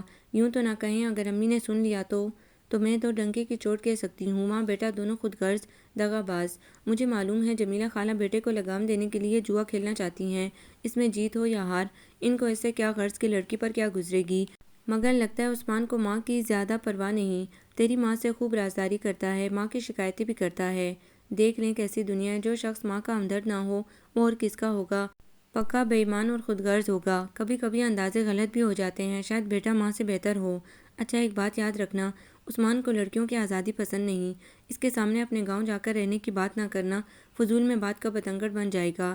عائزہ کو علم تھا عثمان خود بے حد دل پھینگ قسم کے تھے، ہر کسی سے مشکوک رہنا اور بدظن ہو جانا ان کی عادت تھی۔ شام کو آئے تو عائزہ کو پسندیدہ نظروں سے دیکھ کر مسکرائے۔ عائزہ کا حلق کڑوا ہو گیا۔ اور سناؤ کیا مشاغل ہیں؟ کرسی پر نیم دراز ہوتے ہوئے بولے۔ تم اپنی سناؤ نا۔ عائزہ ناخن تراش رہی تھی، اس کے بال چمک رہے تھے اور ماتھے پر گر گئے تھے۔ وہ تمہارے ماضی کی کلاس فیلو رملہ حسن، سنا ہے تمہیں گھاس نہیں ڈال رہی اور ایک انگلینڈ ریٹرن ڈاکٹر اس سے ٹکر گیا ہے، اور ہاں وہ تمہارا آفس والا افیئر کس کلاس میں داخل ہوا؟ عائزہ اسے دیکھے بغیر بول رہی تھی۔ وہ سٹپٹا گیا۔ کون؟ کیا؟ فضول افواہیں؟ اچھا فضول افواہیں، اور اس دن چائنیز ہوٹل میں جو مناظر دیکھنے کو ملے سب جھوٹ تھے کیا؟ میں بذات خود بچشم خود تم جھٹلا نہ پاؤ گے۔ تم کیا کر رہی تھی؟ کس کے ساتھ گئی تھی؟ اپنے دوستوں کے ساتھ، مسعود، اسلام اللہ، فرحان وغیرہ۔ میں تمہاری ہونک صورت دیکھ کر گھبرا گئی، بتانا پڑا یہ میرے کزن اپنی اسٹینوگرافر کے ساتھ۔ ذرا رومانس۔ عثمان کی سٹی گم ہو رہی تھی کیونکہ دادی بالکل سامنے بیٹھی تھی۔ وہ دانت پیس کر بولا، تم آہستہ نہیں بول سکتی، حلق میں لاؤڈ اسپیکر فٹ کرا لیا ہے، اپنی اصلی آواز ہے، کسی سے ادار مانگ کر نہیں لائی جو احتیاط کروں تمہاری طرح۔ عثمان بار بار جوتوں کو صاف کرنے کے بہانے ان کی نمائش کر رہا تھا۔ وہ جیم گیا۔ تم لڑکوں کو دوست بناتی ہو یہ اچھی بات نہیں، اور تم لڑکیوں کو بیوقوف بناتے ہو، کیا یہ اچھی بات ہے؟ کم از کم تمہیں تو نہیں بناتا، یہ کہو کہ بنا نہیں سکے، کوشش تو بہت کی تھی۔ پرسوں امی آئی تھی، بتا رہی تھیں تم کسی سہیلی کے گھر گئی ہوئی ہو، وہ نیلی آنکھوں والی انیلا کے گھر گئی تھی یا صفورہ کے ہاں؟ اس نے بات ٹالنی چاہیے۔ نہ نیلی آنکھوں والی انیلا، نہ اسمارٹ سی صفورہ، نہ حسین فائزہ، نہ تیز ترار نائلہ۔ دراصل ہم سب مسعود کے گھر گاؤں گئے تھے۔ مسعود؟ وہی بے حد بااخلاق، اسمارٹ اور ہر دل عزیز، وہ ہمارا آئیڈیل ہے۔ اس نے بلایا تو میں دوڑی گئی، بڑا ہی لطف آیا گاؤں میں۔ تم گاؤں گئی تھی؟ کیا اکیلی؟ اور خالو نے تمہیں اجازت؟ کسی نے بتایا بھی نہیں۔ عثمان کو باقاعدہ غصہ آ رہا تھا۔ دادی بھی اس کی صاف بیانی پر سر تھام کر رہ گئی۔ فائزہ متانت سے ٹانگیں ہلاتی رہی۔ بڑا مزہ آیا، دیہاتی زندگی بھی کتنی حسین ہوتی ہے، چکر بازی، نہ لاک لپٹ، جھوٹ اور نمائش، نہ تکلفات۔ سب سے زیادہ دشمنیاں دیہات میں ہوتی ہیں، اور سب سے بڑھ کر قتل بھی، اور گندگی، اف توبہ، مٹی، کیچڑ، گوبر، بدبوئیں۔ عثمان منہ بنا رہا تھا۔ عائزہ نے مشکل سے ہنسی روکی۔ میں نے تو طے کر لیا ہے، جب بھی موقع ملا گاؤں جاؤں گی، وہیں رہوں گی، بانس کی کٹیا پر سوؤں گی اور پیپل تلے کھجور کی پنکھیاں جل جل کر خوب باتیں کروں گی، تنور کی روٹی اور مکھن کھا کر عیش کروں گی، عیش۔ سب خواب دھرے رہ جائیں گے۔ عثمان بھنا کر بولا۔ ادھر سے سام چلا آ رہا ہے، ادھر سے ڈکراتی ہوئی بھینس بھاگی آ رہی ہے۔ گرمی سے جھلس جاؤ گی اور مکھن کھا کر خود بھی بھینس بن جاؤ گی۔ وہ بہت بنایا ہوا تھا۔ میں خواب دیکھنے کی عادی نہیں۔ عائزہ لاپرواہی سے سر جھٹک رہی تھی۔ اور ہاں، وہ تمہاری گرل فرینڈ فائقہ ملی تھی، بڑا شکوہ کر رہی تھی کہ اسٹینوگرافر سے پینگے بڑھانے کے لیے تم نے اسے چھوڑ دیا ہے، اور کہہ رہی تھی گولی مارو اسے، یہ تم بے پر کی ایمان سے بالکل۔ عثمان بوکھلا گیا۔ وہ کنکیوں سے دادی کو دیکھ رہا تھا جن کے کان ادھر ہی لگے تھے۔ منیزہ شربت بنا کر لے آئی اور عائزہ کو وہاں سے کھسکنے کا موقع مل گیا۔ لاکھ وہ عثمان کو چٹکیوں میں اڑاتی تھی، مگر جمیلہ خالہ کی بے پایہ محبت کے اظہار پر بریک لگانے کی اس میں قوت تھی نہ ہمت۔ یہ بھی طے تھا کہ گھر والے اب دونوں بہنوں کی شادی کے لیے فکر مند تھے۔ منیزہ کے لیے حسب منشا رشتہ دستیاب نہ تھا۔ امی کی خواہش تھی کہ منیزہ عثمان سے ہی بیاہی جائے۔ منیزہ ان کی بے حد چہیتی بیٹی تھی اور عثمان بھانجا۔ قدرتی طور پر وہ چاہتی تھیں کہ منیزہ اپنوں میں بیاہی جائے۔ غیروں میں لاڈلی دیتے ہوئے دل ڈرتا تھا۔ عائزہ کی انہیں پرواہ نہ تھی کیونکہ وہ ہر ماحول میں فٹ ہونے کی صلاحیت رکھتی تھی۔ انہوں نے دبی زبان سے جمیلہ خالہ سے کہا بھی۔ انہوں نے فوراً عذر کیا کہ کسی نجومی نے بتایا ہے عثمان کی شریک حیات کا نام بھی عین سے ہو تو زندگی کامیاب گزرے گی۔ عائزہ نے یہ بات سنی تو اچھل پڑی اور منیزہ کو جھنجھوڑ کر بولی، باجی سنو، کیوں نہ تم عائزہ بن جاؤ؟ میں منیزہ، اخبار میں تبدیلی نام کا اشتہار دے دیتے ہیں۔ منیزہ چڑ گئی، چھچوری باتیں مجھے پسند نہیں، تم بدل لو اپنا نام، مجھے اپنا نام بہت عزیز ہے۔ تعلیم کا آخری سال تھا، سب دوست عنقریب بچھڑنے والے تھے۔ نیلی آنکھوں والی انیلا، اسمارٹ صفورہ، حسین فائزہ اور تیز لہجے میں بولنے والی شوخ نائلہ، مسعود، شارق اکبر، سب کے ساتھ زندگی کے بہترین دن بہت خوبصورتی سے گزر گئے تھے۔ امتحان کے فوراً بعد شارق نے سب کو دعوت دی۔ ڈنر ہوٹل میں تھا۔ عائزہ جانتی تھی ابا اجازت دے دیں گے، مگر امی اسے ہرگز ہوٹل بھیجنے کے حق میں نہیں ہوں گی۔ دادی بھی ان کی ہمنوا بن جائیں گی اور کہیں گی کوئی ضرورت نہیں، کنواری لڑکیوں کو ہوٹلوں کی ہوا نہیں لگنی چاہیے، شرم و حیا غارت ہو جاتی ہے، پھٹکار برسنے لگتی ہے۔ اسی لیے جب انیلا اسے لینے آئی تو انہیں میلاد شریف میں شرکت پر اجازت دینی پڑی۔ ہوٹل میں ان کا پورا گروپ موجود تھا۔ تعجب خیز امر یہ تھا کہ وہاں سر ندیم بھی موجود تھے۔ سر ندیم کی ایک خوبی یہ بھی تھی کہ وہ کلاس میں ایک باروب اور بردبار پروفیسر اور کلاس کے باہر ہر دل عزیز دوست بن جاتے، مگر کسی کو توقع نہ تھی کہ شارق انہیں بھی مدعو کرے گا۔ کھانا سنجیدگی سے کھایا گیا، سب ندیم کے سامنے بہت مؤدب ہو کر بیٹھے تھے۔ نہ عائزہ کو ہڈیاں چبانے کی ہمت پڑی، نہ ہی صفورہ نے انگلیاں چاٹی، حتیٰ کہ کسی نے کسی کی پلیٹ سے بوٹی بھی نہیں اڑائی۔ کھانے کے بعد سر ندیم نے انکشاف کیا کہ وہ اب ان کے استاد نہیں رہے۔ یہ عرصہ جو میں نے آپ لوگوں کے ساتھ گزارا بے حد پر لطف تھا، میں اسے اپنی زندگی کے بہترین لمحات تصور کرتا ہوں۔ انہوں نے متانت سے سب کو مخاطب کیا، اب میں آپ لوگوں کے درمیان ایک دوست کی طرح رہنا چاہتا ہوں۔ دراصل میں سروس چھوڑ چکا ہوں اور کچھ عرصے بعد واپس جا رہا ہوں۔ ارے سر، کہاں؟ اپنے گھر، اپنے چھوٹے سے گاؤں میں۔ آپ کا گاؤں کہاں ہے سر؟ انیلا نے پوچھا۔ بہت دور، پہاڑ کے دامن میں، چھوٹی سی بستی۔ ہماری بھی تھوڑی سی زمین ہے اور ہم دراصل کاشتکار ہیں، گو کہ وہاں صرف مرچیں لگائی جاتی ہیں۔ ہمارے علاقے کی مرچوں کی سرخی اور تیزی علاقے میں مشہور ہے۔ آپ کا بھی بارانی علاقہ ہوگا سر؟ ہاں، بارشوں کے بعد ہماری بستی کے آس پاس قدرتی نظاروں میں جان پڑ جاتی ہے اور زندگی کی آرزو بڑھ جاتی ہے۔ ہائے سر، کتنا اچھا ہوگا آپ کا علاقہ، بہت دلکش، ایک طرف پہاڑیوں کا سلسلہ، دوسری طرف بستی کے چھوٹے چھوٹے مکان اور نیچے ڈھلان پر ایک چشمہ جو دراصل بستی کے لوگوں کے لیے سر چشمہ حیات ہے، مگر کبھی کبھی اس چشمے اور وہاں پھیلی ہوئی خوبصورتی ہمارے لیے مصیبت بن جاتی ہے جب کوئی غیر ملکی سیاح ادھر آ نکلے اور ہمارے بچوں کو تصویریں بنوانے کے لیے ٹپ دے، یہ تو لالچ کا عادی بنا دیتے ہیں۔ بخشش، مجھے اس لفظ سے چڑ ہے۔ سر ندیم جذباتی ہو گئے۔ سر، آپ وہاں جا کر کریں گے کیا؟ آخر آپ کو زندگی کے لیے آسائشوں اور گزر اوقات کے لیے کسی نہ کسی سروس کی تو۔ ہاں، یہ سچ ہے کہ میں مرچیں چبا کر زندہ نہیں رہ سکتا، لیکن فی الحال تو میں اپنی نانی کی خاطر جا رہا ہوں۔ انہوں نے مجھے خط لکھ کر بلایا ہے اور میں ان کی حکم عدولی گناہ سمجھتا ہوں۔ شاید چند روز بعد واپس آ کر کوئی دوسرا کام دیکھوں۔ سر ندیم اپنی نانی کی بے پایہ محبت کے قصے سنانے لگے۔ نائلہ نے دبی زبان سے کہا، ہائے، ہمیں تو کوئی اتنا نہیں چاہتا۔ دادی نہ نانی، ماں تک گالی کوسنوں کے ساتھ مخاطب ہوتی ہیں۔ ہماری قسمت ہی خراب ہے جی، تمہاری زبان ہی خراب ہے جی، صفورہ اکثر نائلہ کو ٹوک دیتی تھی۔ سر ندیم کی طرف سے آئس کریم منگائی گئی۔ وہ کاؤنٹر پر پیمنٹ کے لیے کھڑے تھے اور شارق ان سے بحث کر رہا تھا کہ یہ سراسر زیادتی ہے، آج کا سارا بل وہی ادا کرے گا۔ لڑکیوں کا خیال تھا کہ بل کوئی بھی ادا کرے کیا فرق پڑتا ہے، اور اس میں شارق کو اس قدر بحث نہیں کرنی چاہیے۔ سر ندیم پہلی بار کھلے عام کسی محفل میں شریک ہوئے تھے۔ وہ طلبات سے زیادہ بے تکلف کبھی نہیں ہوئے تھے۔ آج ان کی گفتگو اور سب لڑکیوں کے ساتھ مخاطب ہونے کی خواہش نے چونکا دیا تھا۔ یہ ضرور کسی کی نظر کرم کا اعزاز ہے، شاید فائزہ یا انیلا، صفورہ نے رائے زنی کی۔ یا تم بھی ہو سکتی ہو، فائزہ نے کہا۔ جی نہیں، ہاں البتہ تم ہو سکتی ہو، صفورہ بولی۔ جی نہیں، سر ندیم نے مجھے کبھی سر اٹھا کر دیکھا بھی نہیں، آج بھی وہ مجھ سے مخاطب تک نہیں ہوئے، نظر ڈالنا تو درکنار۔ عائزہ نے صفائی دی۔ ہو سکتا ہے ان کے دل کی نظریں گہری ہوں۔ پار اتر جانے والی، زاہد کی نظر اٹھانے کی مہلت ہی نہ دیتی ہو۔ ویسے بھی میں نے غور کیا ہے تو دال میں کچھ کالا نظر آ رہا ہے۔ وہ ہم سے مخاطب بھی ہوتے ہیں، نظر اٹھا کر بات بھی کرتے ہیں، مگر تم ہم میں نہیں ہو، صفورہ اطمینان سے بولی۔ اور بعض لوگ ہوتے ہیں جن کی ظاہری آنکھیں راز فاش کر دیتی ہیں، مگر گہرے اور اپنے اندر سمٹے ہوئے خوددار لوگ اپنا راز اپنی آنکھوں میں چھپانے کی صلاحیت رکھتے ہیں۔ کیا تم نے محسوس کیا کہ اس وقت ہال میں اس شخص کی نظریں تمہارے سراپے پر جمی ہوئی ہیں؟ صفورہ کی نظروں کے تعاقب میں عائزہ نے مڑ کر دیکھا اور دم بخود رہ گئی۔ مارے گئے؟ اس نے اضطراری طور پر صفورہ کا ہاتھ پکڑ لیا۔ ارے یہ تو میرا کزن ہے، آج مجھے اپنے قتل ہونے کا یقین ہو رہا ہے۔ کیوں؟ کیا اتنا حق ہے اس کا تم پر؟ نہیں، مگر میں تو انیلا کے گھر میلاد شریف میں آئی ہوں، اب یہ سیدھا میرے گھر جا کر افراتفری پھیلائے گا، چلو ذرا۔ عائزہ عثمان کی سمت دیکھ کر مسکرا دی۔ اس کے ساتھ ایک فیشنیبل لڑکی بیٹھی تھی۔ عائزہ کے تبسم کے جواب میں عثمان سٹپٹا گیا اور چھپنے نہ دیکھنے کی کوشش کرنے لگا۔ عائزہ نے 2 قدم آگے بڑھ کر عثمان کو اشارہ کیا۔ شرما حضوری وہ بھی چند قدم آگے آیا۔ اسی وقت سر ندیم بھی ان دونوں کے درمیان آ گئے۔ عائزہ گھبرا گئی۔ سر ندیم کی نظریں عثمان پر مرکوز تھی جو عائزہ کو دیکھ رہا تھا اور مسکرا رہا تھا۔ سر، یہ میرے کزن عثمان فیروز، اور عثمان آپ میرے استاد ہیں، اور یہ صفورہ۔ عائزہ نے جٹ تعارف کا فرض ادا کیا، باقی سب بھی آگے آ گئے۔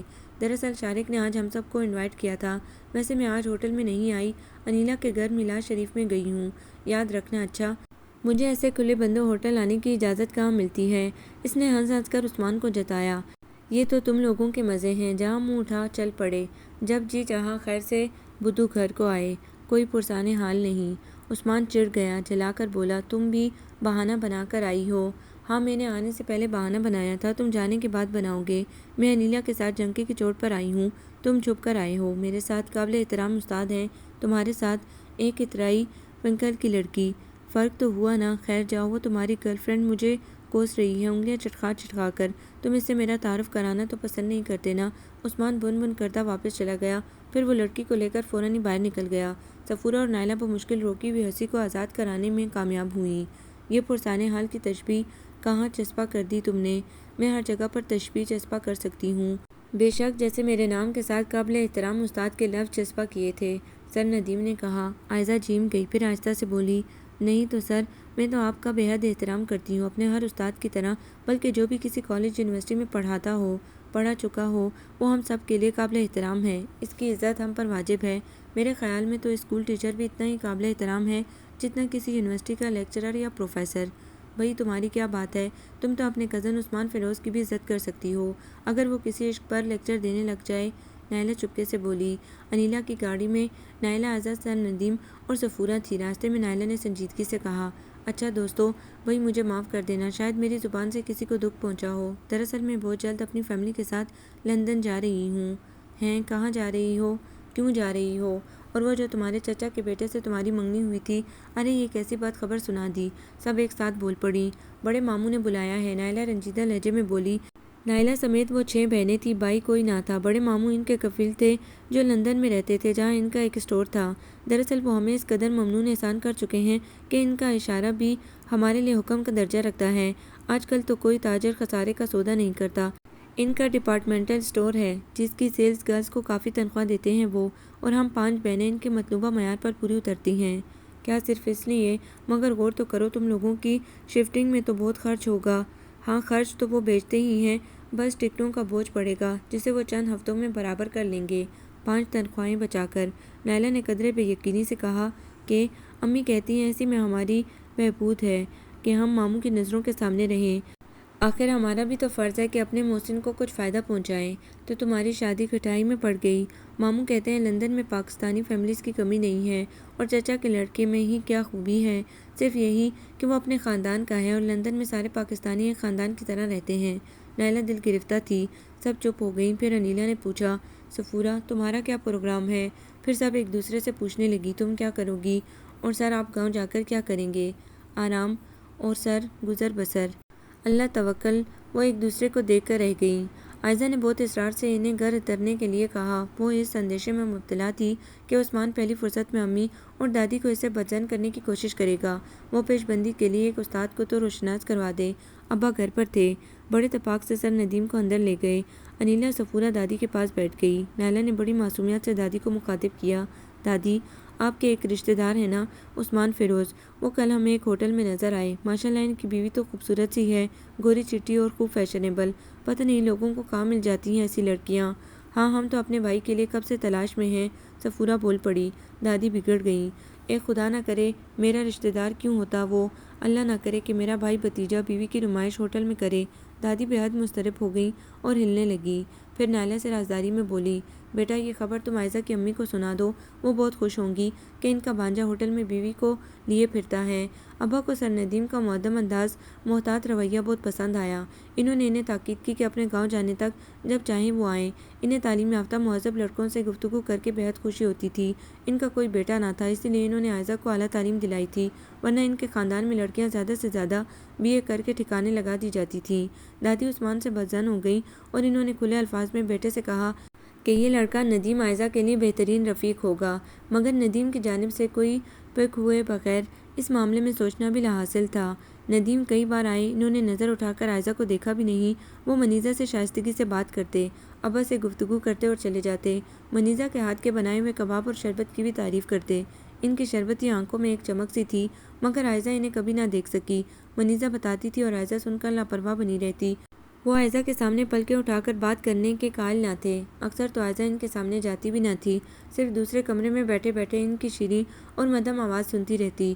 وہ منیزہ کے کھانے اور دستکاری کی تعریف کرتے اور منیزہ شرماتی رہتی۔ عائزہ کو اچانک اپنے نکمے پن کا احساس ہوا۔ دادی کہتی تھی مرد کی محبت کا خود میدہ ہے، اگر اسے تسکین ہوتی رہے تو مرد کی چاہت بڑھتی جاتی ہے۔ خودداری نے دادا کو مرغن چٹ پٹے کھانوں کا عادی کر کے اپنی زلفوں کا اسیر بنا رکھا تھا، حالانکہ جوانی میں دادا کسی زلف دراز خاتون کے عشق میں مبتلا ہو گئے تھے۔ والدین نے بیٹے کو ہاتھ سے نکلتے دیکھا تو جھٹ شادی کے بندھن میں باندھ دیا۔ شروع میں دادی کو بہت صدمے اٹھانے پڑے۔ دادا پر لمبی زلفوں، کھچی کمان سی ابرو کا بے حد اثر تھا، مگر دادی نے بھی اپنے گنگرالے بالوں کو سنوارنے کا گر سیکھ لیا اور ساتھ ہی کچن کی حاضری بڑھا دی۔ نت نئے کھانے، قسم قسم کے کباب تلے اور بریانی کی خوشبو نے دادا کے معدے کو جگا دیا اور عشق کسی غیر کی زلفوں سے نکل کر شرعی اختیار میں چلا گیا۔ دادا کو اپنی بیگم کے سوا کسی کے ہاتھ کی چٹنی تک پسند نہ تھی۔ دادا دادی کے اسیر ہو گئے اور یہ اسیری بالآخر رنگ لائی۔ بقول امی کے مرغن اور مسالے دار کھانوں نے دادا کو ہائی بلڈ پریشر کا شکار بنا دیا اور وہ قید زندگی سے آزاد ہو گئے۔ ان کے رخصت ہوتے ہی دادی نے کچن سے رخصتی لے لی۔ ان کا سارا شوق ہی ختم ہو گیا، مگر داستان عشق باقی رہ گئی جو وہ موقع موقع سے عائزہ کو سناتی تھیں۔ اور اب عائزہ کو احساس ہونے لگا زندگی میں ہر ہنر کامیاب ہوتا ہے۔ اس نے منیزہ کی شاگردی اختیار کر لی، لیکن وہ لگن پیدا نہ ہوئی جو دادی کے دل میں یا منیزہ کے انداز میں تھی۔ ایک روز امی نے عائزہ کو بلا کر چپکے سے پوچھا، یہ جو تمہارا استاد آتا ہے کچھ پتہ ہے کس خاندان کا ہے، کون ہے؟ عائزہ حیران ہو گئی۔ اس نے کبھی سوچا تک نہ تھا کہ وہ کس خاندان کا ہوگا۔ دیکھو عائزہ، آخر وہ ہمارے گھر آتا ہے، ہماری منیزہ کو پسند بھی کرتا ہے، پھر آخر کھل کر کہتا کیوں نہیں؟ آخر ان کے گھر والے بھی ہوں گے۔ منیزہ کو پسند کرنے والی بات امی کی خوش فہمی بھی ہو سکتی تھی۔ اس نے ان کی عادت کا بتایا، وہ سب سے بہت اخلاق سے بات کرتے ہیں۔ امی خفا ہو گئیں۔ اگر وہ منیزہ کی خاطر نہیں آتا تو پھر کس لیے آتا ہے؟ تجھ سے تو بات بھی نہیں کرتا اور اس کی عمر کا کوئی لڑکا بھی یہاں نہیں ہے۔ امی لیکن یہ ضروری بھی نہیں کہ وہ منیزہ کی خاطر۔ ہاں، تمہیں یہ بات ضرور بری لگی ہوگی کہ کوئی تعلیم یافتہ آدمی منیزہ کو پسند کرے، بیچاری تمہاری طرح تعلیم یافتہ نہیں ہے۔ تمہارے باپ سے کہا تو وہ بھی بولے کہ کوئی جوڑ ہی نہیں ہے، دونوں باپ بیٹی اس کی کم تعلیم کا طعنہ دیتے ہیں۔ واہ، اچھا تو ان سے ذکر تو کر، اندیا تو لے، آخر وہ تیرے استاد ہیں۔ امی، میں ان سے ایسی بات نہیں کر سکتی، عائزہ نے سنجیدہ ہو کر کہا۔ وہ میرے استاد رہ چکے ہیں، مجھے جھجک ہوتی ہے بہن کے لیے ایسی بات کرتے ہوئے۔ اچھا نہ کہ میں خود اسے بات کروں گی، امی نے خفا ہو کر کہا۔ عائزہ ڈر گئی۔ عثمان کے لیل و نہار وہی تھے، البتہ خالہ جمیلہ ان کے گھر کے چکر لگا رہی تھیں۔ انہیں عائزہ میں اپنی آئیڈیل بہو کے عکس نظر آتے تھے۔ عائزہ سے عشق نے انہیں نکما کر دیا تھا، اس کی صورت دن بھر ان کی آنکھوں میں پھرتی رہتی تھی۔ راتوں کو خواب میں بھی بس عائزہ ہی عائزہ تھی، اسی لیے وہ دن میں بے قرار ہو کر صرف ایک نظر اسے دیکھنے اور دید کی پیاس بجھانے آ جاتی تھیں۔ امی کے پاس معقول عذر تھا کہ منیزہ بڑی ہے، اس کی شادی سے پہلے عائزہ کی خانہ آبادی کا تو سوال ہی نہ تھا، اور اب خالہ جمیلہ پر دوہری ذمہ داری تھی، وہ منیزہ کے لیے رشتہ تلاش کر رہی تھیں۔ یونیورسٹی سے فارغ ہو کر سب احباب تتر بتر ہو گئے تھے اور کسی کو دوسرے کی خبر نہ تھی۔ اتفاق سے ایک روز جب عائزہ میو ہاسپٹل اپنے ایک عزیز کی عیادت کے لیے امی کے ساتھ گئے تو اسے انیلا مل گئی، وہ بھی کسی کی عیادت کے سلسلے میں آئی تھی۔ انیلا میں تبدیلی آ گئی تھی، وہ کچھ سنجیدہ ہو گئی تھی۔ انیلا سے نئی خبریں ملیں، نائلہ لندن جا چکی تھی، فائزہ کی شادی ہو گئی تھی، مسعود کی منگنی اس کی چچا زاد بہن سے ہو گئی تھی۔ مسعود منگنی کی انگوٹھی خرید رہا تھا، انیلا سے اتفاقاً ملاقات ہو گئی۔ شارق سفورہ سے شادی کرنا چاہتا تھا مگر سفورہ صاف انکاری تھی۔ میں نے تو سفورہ کو بہت سمجھایا۔ شارق جیسا نیک شریف بندہ کہاں ملے گا؟ انیلا اسے بتا رہی تھی۔ اس کا کوئی کزن بھی زور لگا رہا ہے۔ میں نے اسے کہا ہے رشتہ داروں سے بہتر ہے غیروں میں شادی کرنا، اور غیروں سے بہتر ہے کسی واقف کار جانے بوجھے آدمی کو منتخب کرنا۔ عائزہ کو ایسا لگا کہ انیلا نے سر داغ سینے میں دبا لی ہے۔ انیلا دوسری سمت دیکھ کر پھر گویا ہوئی۔ ہم لڑکیوں کو اپنی مرضی کے مطابق جینے دیا جاتا ہے، نہ مرنے کا اختیار دیتے ہیں یہ بزرگ۔ شادی کا تو سوال ہی نہیں۔ ہم تعلیم حاصل کر کے بالکل جاہل بے اختیار لڑکیوں کی طرح ان فیصلوں کی بھیڑ چڑھ جاتے ہیں جن پر بعد میں یہی بزرگ پچھتاوے کا ڈرامہ کرتے ہیں اور شریفوں کو نبھانے کا درس دیتے ہیں۔ عائزہ اس کی گفتگو کا مطلب اچھی طرح نہ سمجھ سکی۔ کافی عرصے بعد ایک کلاس فیلو سے ملنے کی خوشی اس کے اعصاب پر چھا گئی تھی۔ جاتے جاتے انیلا نے کچھ یاد آنے پر کہا، ارے ہاں یاد ہے، وہ سر ندیم نے کہا تھا کہ گاؤں جا رہے ہیں اپنے پیار کرنے والی نانی کے پاس، مگر گئے وہ نہیں، یہی ایک مشہور فرم میں آفیسر لگ گئے ہیں۔ اور مسعود تو کہہ رہا تھا کہ کوئی عشق کا چکر لگتا ہے، مگر یہ بات میرے حلق سے نہیں اترتی۔ وہ بہت گہرے اور مضبوط انسان ہے، اور یہ عشق وشق ہم جیسے کمزور اور ضدی لوگوں کے وقت گزاری تو ہو سکتی ہے، ان کی نہیں۔ عائزہ کچھ حیران پریشان سی ہو گئی۔ ادھر کئی دن بلکہ کافی دن سے سر ندیم ان کے گھر آنا چھوڑ چکے تھے، شاید خفا ہو گئے تھے۔ حالانکہ عائزہ نے نامعقولیت کی تو کوئی بات نہیں کی تھی، وہ ڈرتی تھی کہ امی اگر ان سے بات کریں گی تو شاید وہ زیادہ برا مانیں گے۔ اسے علم تھا کہ اس بات میں ذرا بر سچائی نہیں کہ وہ منیزہ کی وجہ سے آتے ہیں۔ وہ انہیں رخصت کرتے گیٹ تک گئی تھی کیونکہ اس دن ابا گھر پر نہ تھے اور وہ 5 منٹ ہی بیٹھ کر اٹھ گئے تھے۔ منیزہ کے رشتے کے لیے کچھ لوگ آئے تھے، اس لیے منیزہ ادھر مصروف تھی۔ حالانکہ امی کو وہ لوگ ایک آنکھ نہ بھائے، انہیں تو منیزہ کے ساتھ ندیم کا جوڑ ہی جچتا تھا۔ عائزہ نے گیٹ کی جالی تھام کر بڑی ہمت سے کہا تھا، سر اگر آپ اس بات کو مناسب سمجھیں تو اپنے کسی بزرگ کو ہمارے ہاں لائیں۔ ندیم نے اس کے آنکھوں سے آنکھیں نہیں ملائیں مگر وہ چونک گئے۔ سر بات یہ ہے وہ ہمارے ہاں کوئی لڑکا تو ہے نہیں، اور آپ آتے ہیں تو دادی کا خیال ہے کہ آپ منیزہ کے لیے آپ بہتر ہوگا کسی بڑے کو لائیں۔ تو آگے مطلب وہ سٹپٹا گئی۔ سر ندیم نے سر اٹھا کر پہلی بار عائزہ کے چہرے پر نظر جما دی۔ ان کی آنکھوں میں حیرت اور افسوس کے تاثرات تھے۔ عائزہ جھجک کر رہ گئی، اس کی آنکھیں شرمساری سے جھک گئیں۔ مس عائزہ اگر آپ کا خیال ہے کہ میں کسی غرض سے آتا ہوں تو افسوس، آپ نے مجھے سمجھنے کی کوشش ہی نہیں کی۔ ان کا لہجہ سخت ہو گیا تھا۔ سوری سر، وہ بے حد شرمندہ ہو گئی۔ میرا مقصد آپ کو تکلیف پہنچانا تو نہیں تھا، آپ جانتے ہیں میں اتنی بد تہذیب نہیں ہوں، میں تو صرف دادی کے خیال کو ظاہر کرنا چاہتی تھی۔ دراصل اب منیزہ کے بہت سے رشتے آ رہے ہیں اور دادی چاہتی ہیں کہ اس نے جان بوجھ کر منیزہ کے کئی رشتوں کا ذکر کیا تھا اور ماں کے بجائے دادی کا خیال ظاہر کیا، گو کہ اسے اس ذکر سے کوفت ہو رہی تھی، مگر بہتر تھا کہ ندیم اس کو ہی نادان اور احمق سمجھ کر اسے جھاڑ دیں، نہ کہ امی کے اس خیال پر وہ بدگمان ہو جائیں۔ دادی کا خیال ہے کہ آپ شاید اسی لیے آتے ہیں، جیسے آپ کے وہ کزن عثمان فیروز روز آتے ہیں، لیکن کسی نے ان سے یہ کہنے کی ضرورت محسوس نہ کی ہوگی کہ مسٹر حرف مدح بیان کریں، ورنہ چلتے پھرتے نظر آئیں۔ میں ایک غیر شخص ہوں، اس لیے میری آمد کو میری غرض تصور کیا جا سکتا تھا۔ عائزہ انہیں بتا نہ سکی، سر وہ تو 10 دفعہ حرف مدح بیان کر چکا، مگر مجھے اس کے قول و فعل پر یقین جو نہیں، ہرجائی دل پھینک خود غرض۔ مجھے اپنی عزت نفس بہت عزیز ہے اور میں اتنی خود اعتماد ہوں کہ اپنے لیے کسی ایسے شخص کو منتخب کر سکوں جو صرف میرے لیے میرا انتظار کرے، صرف میرے لیے زندہ رہے، وفا اور استقلال اس کے مزاج کا خاصا ہو۔ وہ بہرحال عثمان فیروز تو قیامت تک نہیں ہو سکتا۔ سر آپ ناراض تو نہیں ہوں گے؟ اس نے ڈرتے ڈرتے پوچھا۔ مجھے تم سے یہ امید نہ تھی، ہم پہلی بار نہیں ملے ہیں۔ یاد رکھیے مس عائزہ، ہر شخص خود غرض نہیں ہوتا، خود پرست نہیں ہوتا، کچھ لوگ صرف دوسروں کے لیے دنیا میں آئے ہیں اور اعلیٰ مقاصد کے لیے انہیں زندگی دی گئی ہے۔ میں تو خدا کا کمتر بندہ ہوں، میری ذمہ داریاں بھی اس قدر ہیں کہ یہ دنیاوی فرائض میرے لیے غیر ضروری ہو کر رہ گئے ہیں۔ بہرحال میں آپ کے والد کے پاس اپنی تسکین روح کے لیے آتا ہوں، دراصل وہ میرے آئیڈیل ہیں۔ آپ بہت خوش قسمت ہیں کہ آپ کو ان کا قرب حاصل ہے۔ عائزہ خفیف ہو گئی۔ سر ندیم چلے گئے اور پھر اس دن کے بعد وہ نہیں آئے۔ انیلا سے معلوم ہوا وہ یہی ہیں تو وہ واقعی اس سے ناراض تھے۔ موسم بدل گیا تھا، ہر سمت بہار کے پھول کھل اٹھے۔ منیزہ کی زندگی میں بہار نے قدم رکھ دیا تھا۔ آخرکار امی اور دادی کی دعائیں قبول ہو گئیں۔ منیزہ کا بہت اچھا رشتہ آ گیا تھا اور امی کی خوشی کا ٹھکانہ نہ تھا۔ وہ بہت تندہی سے جہیز بنا رہی تھی۔ وہ چاہتی تھی کہ کوئی کسر نہ رہ جائے۔ کبھی کبھی ابا انہیں محنت کرتے دیکھ کر کہتے، نیک بخت ہلکا نہ ہو، آرام سے کام کر، تجھے کچھ ہو گیا تو میں برباد ہو جاؤں گا۔ کچھ بھی نہ ہوگا، امی کو بھی مذاق سوچتا، تم دوسرے لے آؤ گے، سب مرد یہی کرتے ہیں۔ مذاق نہیں سمجھنا، میں ان مردوں میں سے نہیں ہوں، کول کا پکا ہوں، جان دے دوں گا، سب یہی کہتے ہیں اور وہی کرتے ہیں۔ اچھا تو نیک بخت، پھر ہو جائے آزمائش۔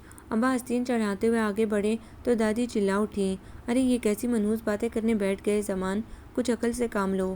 تو اماں اپنی بہو کو سمجھائیے، یہ کیوں شک کرتی ہے؟ کبھی بے وفائی کی ہے میں نے بھلا؟ اس کے سوا کسی کا خیال آج تک میرے دل میں آیا؟ لاکھ لوگوں نے للچایا، اولاد نرینہ کے لیے کتنی ترغیب دی گئی، کبھی پرواہ کی میں نے؟ اور اماں خود آپ نے بھی تو مجھے بارہا اکسایا تھا، کیسی کیسی حسین و معجبین لڑکیاں۔ بس بس ختم کرو۔ دادی گھبرا گئیں۔ امی نے انہیں ترچھی نظروں سے دیکھا۔ آج تک یہی کانٹا امی کے دل پر چبھا ہوا تھا۔ دادی کی ہزار مہربانیاں بھی اس کانٹے کی نوک کے زخم کو مرہم نہ دے سکیں۔ ہم تو پہلی نظر کی محبت کے قائل ہیں۔ ابا سکون سے کرسی پر بیٹھ گئے اور وفا اور مستقل مزاجی پر لیکچر دینے لگے۔ منیزہ اور عائشہ کو سامنے بٹھا کر وفا کے فوائد پر روشنی ڈال رہے تھے تو امی نے شرم دلائی۔ کچھ لحاظ ہی نہیں رہا۔ جوان بیٹیوں کو وفا اور محبت کا سبق دیا جا رہا ہے، سبحان اللہ! انہیں کو اس سبق کی ضرورت ہے۔ اب ہماری تو گزر گئی، ہم تو تجربے سے گزر چکے۔ اسما بیگم بہت سیکھ لیا اس زندگی سے، دنیا سے اور حالات سے۔ ابا بہت روشن خیال تھے، بیٹیوں سے بے تکلف ہر مسئلے پر گفتگو کرتے، مشورے دیتے، رائے لیتے اور دونوں پر مکمل اعتماد کرتے۔ یہی یقین، یہی ان کی شفقت و محبت عائشہ کو زیادہ مطمئن اور پر اعتماد بناتی رہی۔ وہ بے مثال باپ، سعادت مند اولاد اور عاشق زار شوہر تھے۔ گھر پر عملاً بیوی کا راج تھا۔ ان کی خواہش اور تمنا اور فرمائشوں میں وہ کبھی رکھنا نہ اٹکاتے۔ یہاں تک کہ منیزہ کے رشتے کے سلسلے میں بھی سارے فیصلے اسما بیگم نے کیے۔ انہوں نے صرف سیاحت کیا۔ عائشہ امی اور منیزہ کے ساتھ مارکیٹ آئی تھیں۔ وہ دونوں تو زیور، کپڑا اور برتنوں کی دکانوں میں جھانکتی ٹٹولتی پھر رہی تھیں۔ عائشہ بے دلی سے دکانوں کی جگمگاہٹ کو دیکھ رہی تھی اور ٹہل رہی تھی۔ اچانک کہیں قریب ہی اسے ایک شناسہ آواز سنائی دی، مسعود! ارے تم کہاں؟ اس کے منہ سے نکلا اور اچانک ہی اس کے دل کو مسرتوں نے بھر دیا۔ وہ بہت گرم جوشی سے آگے بڑھی۔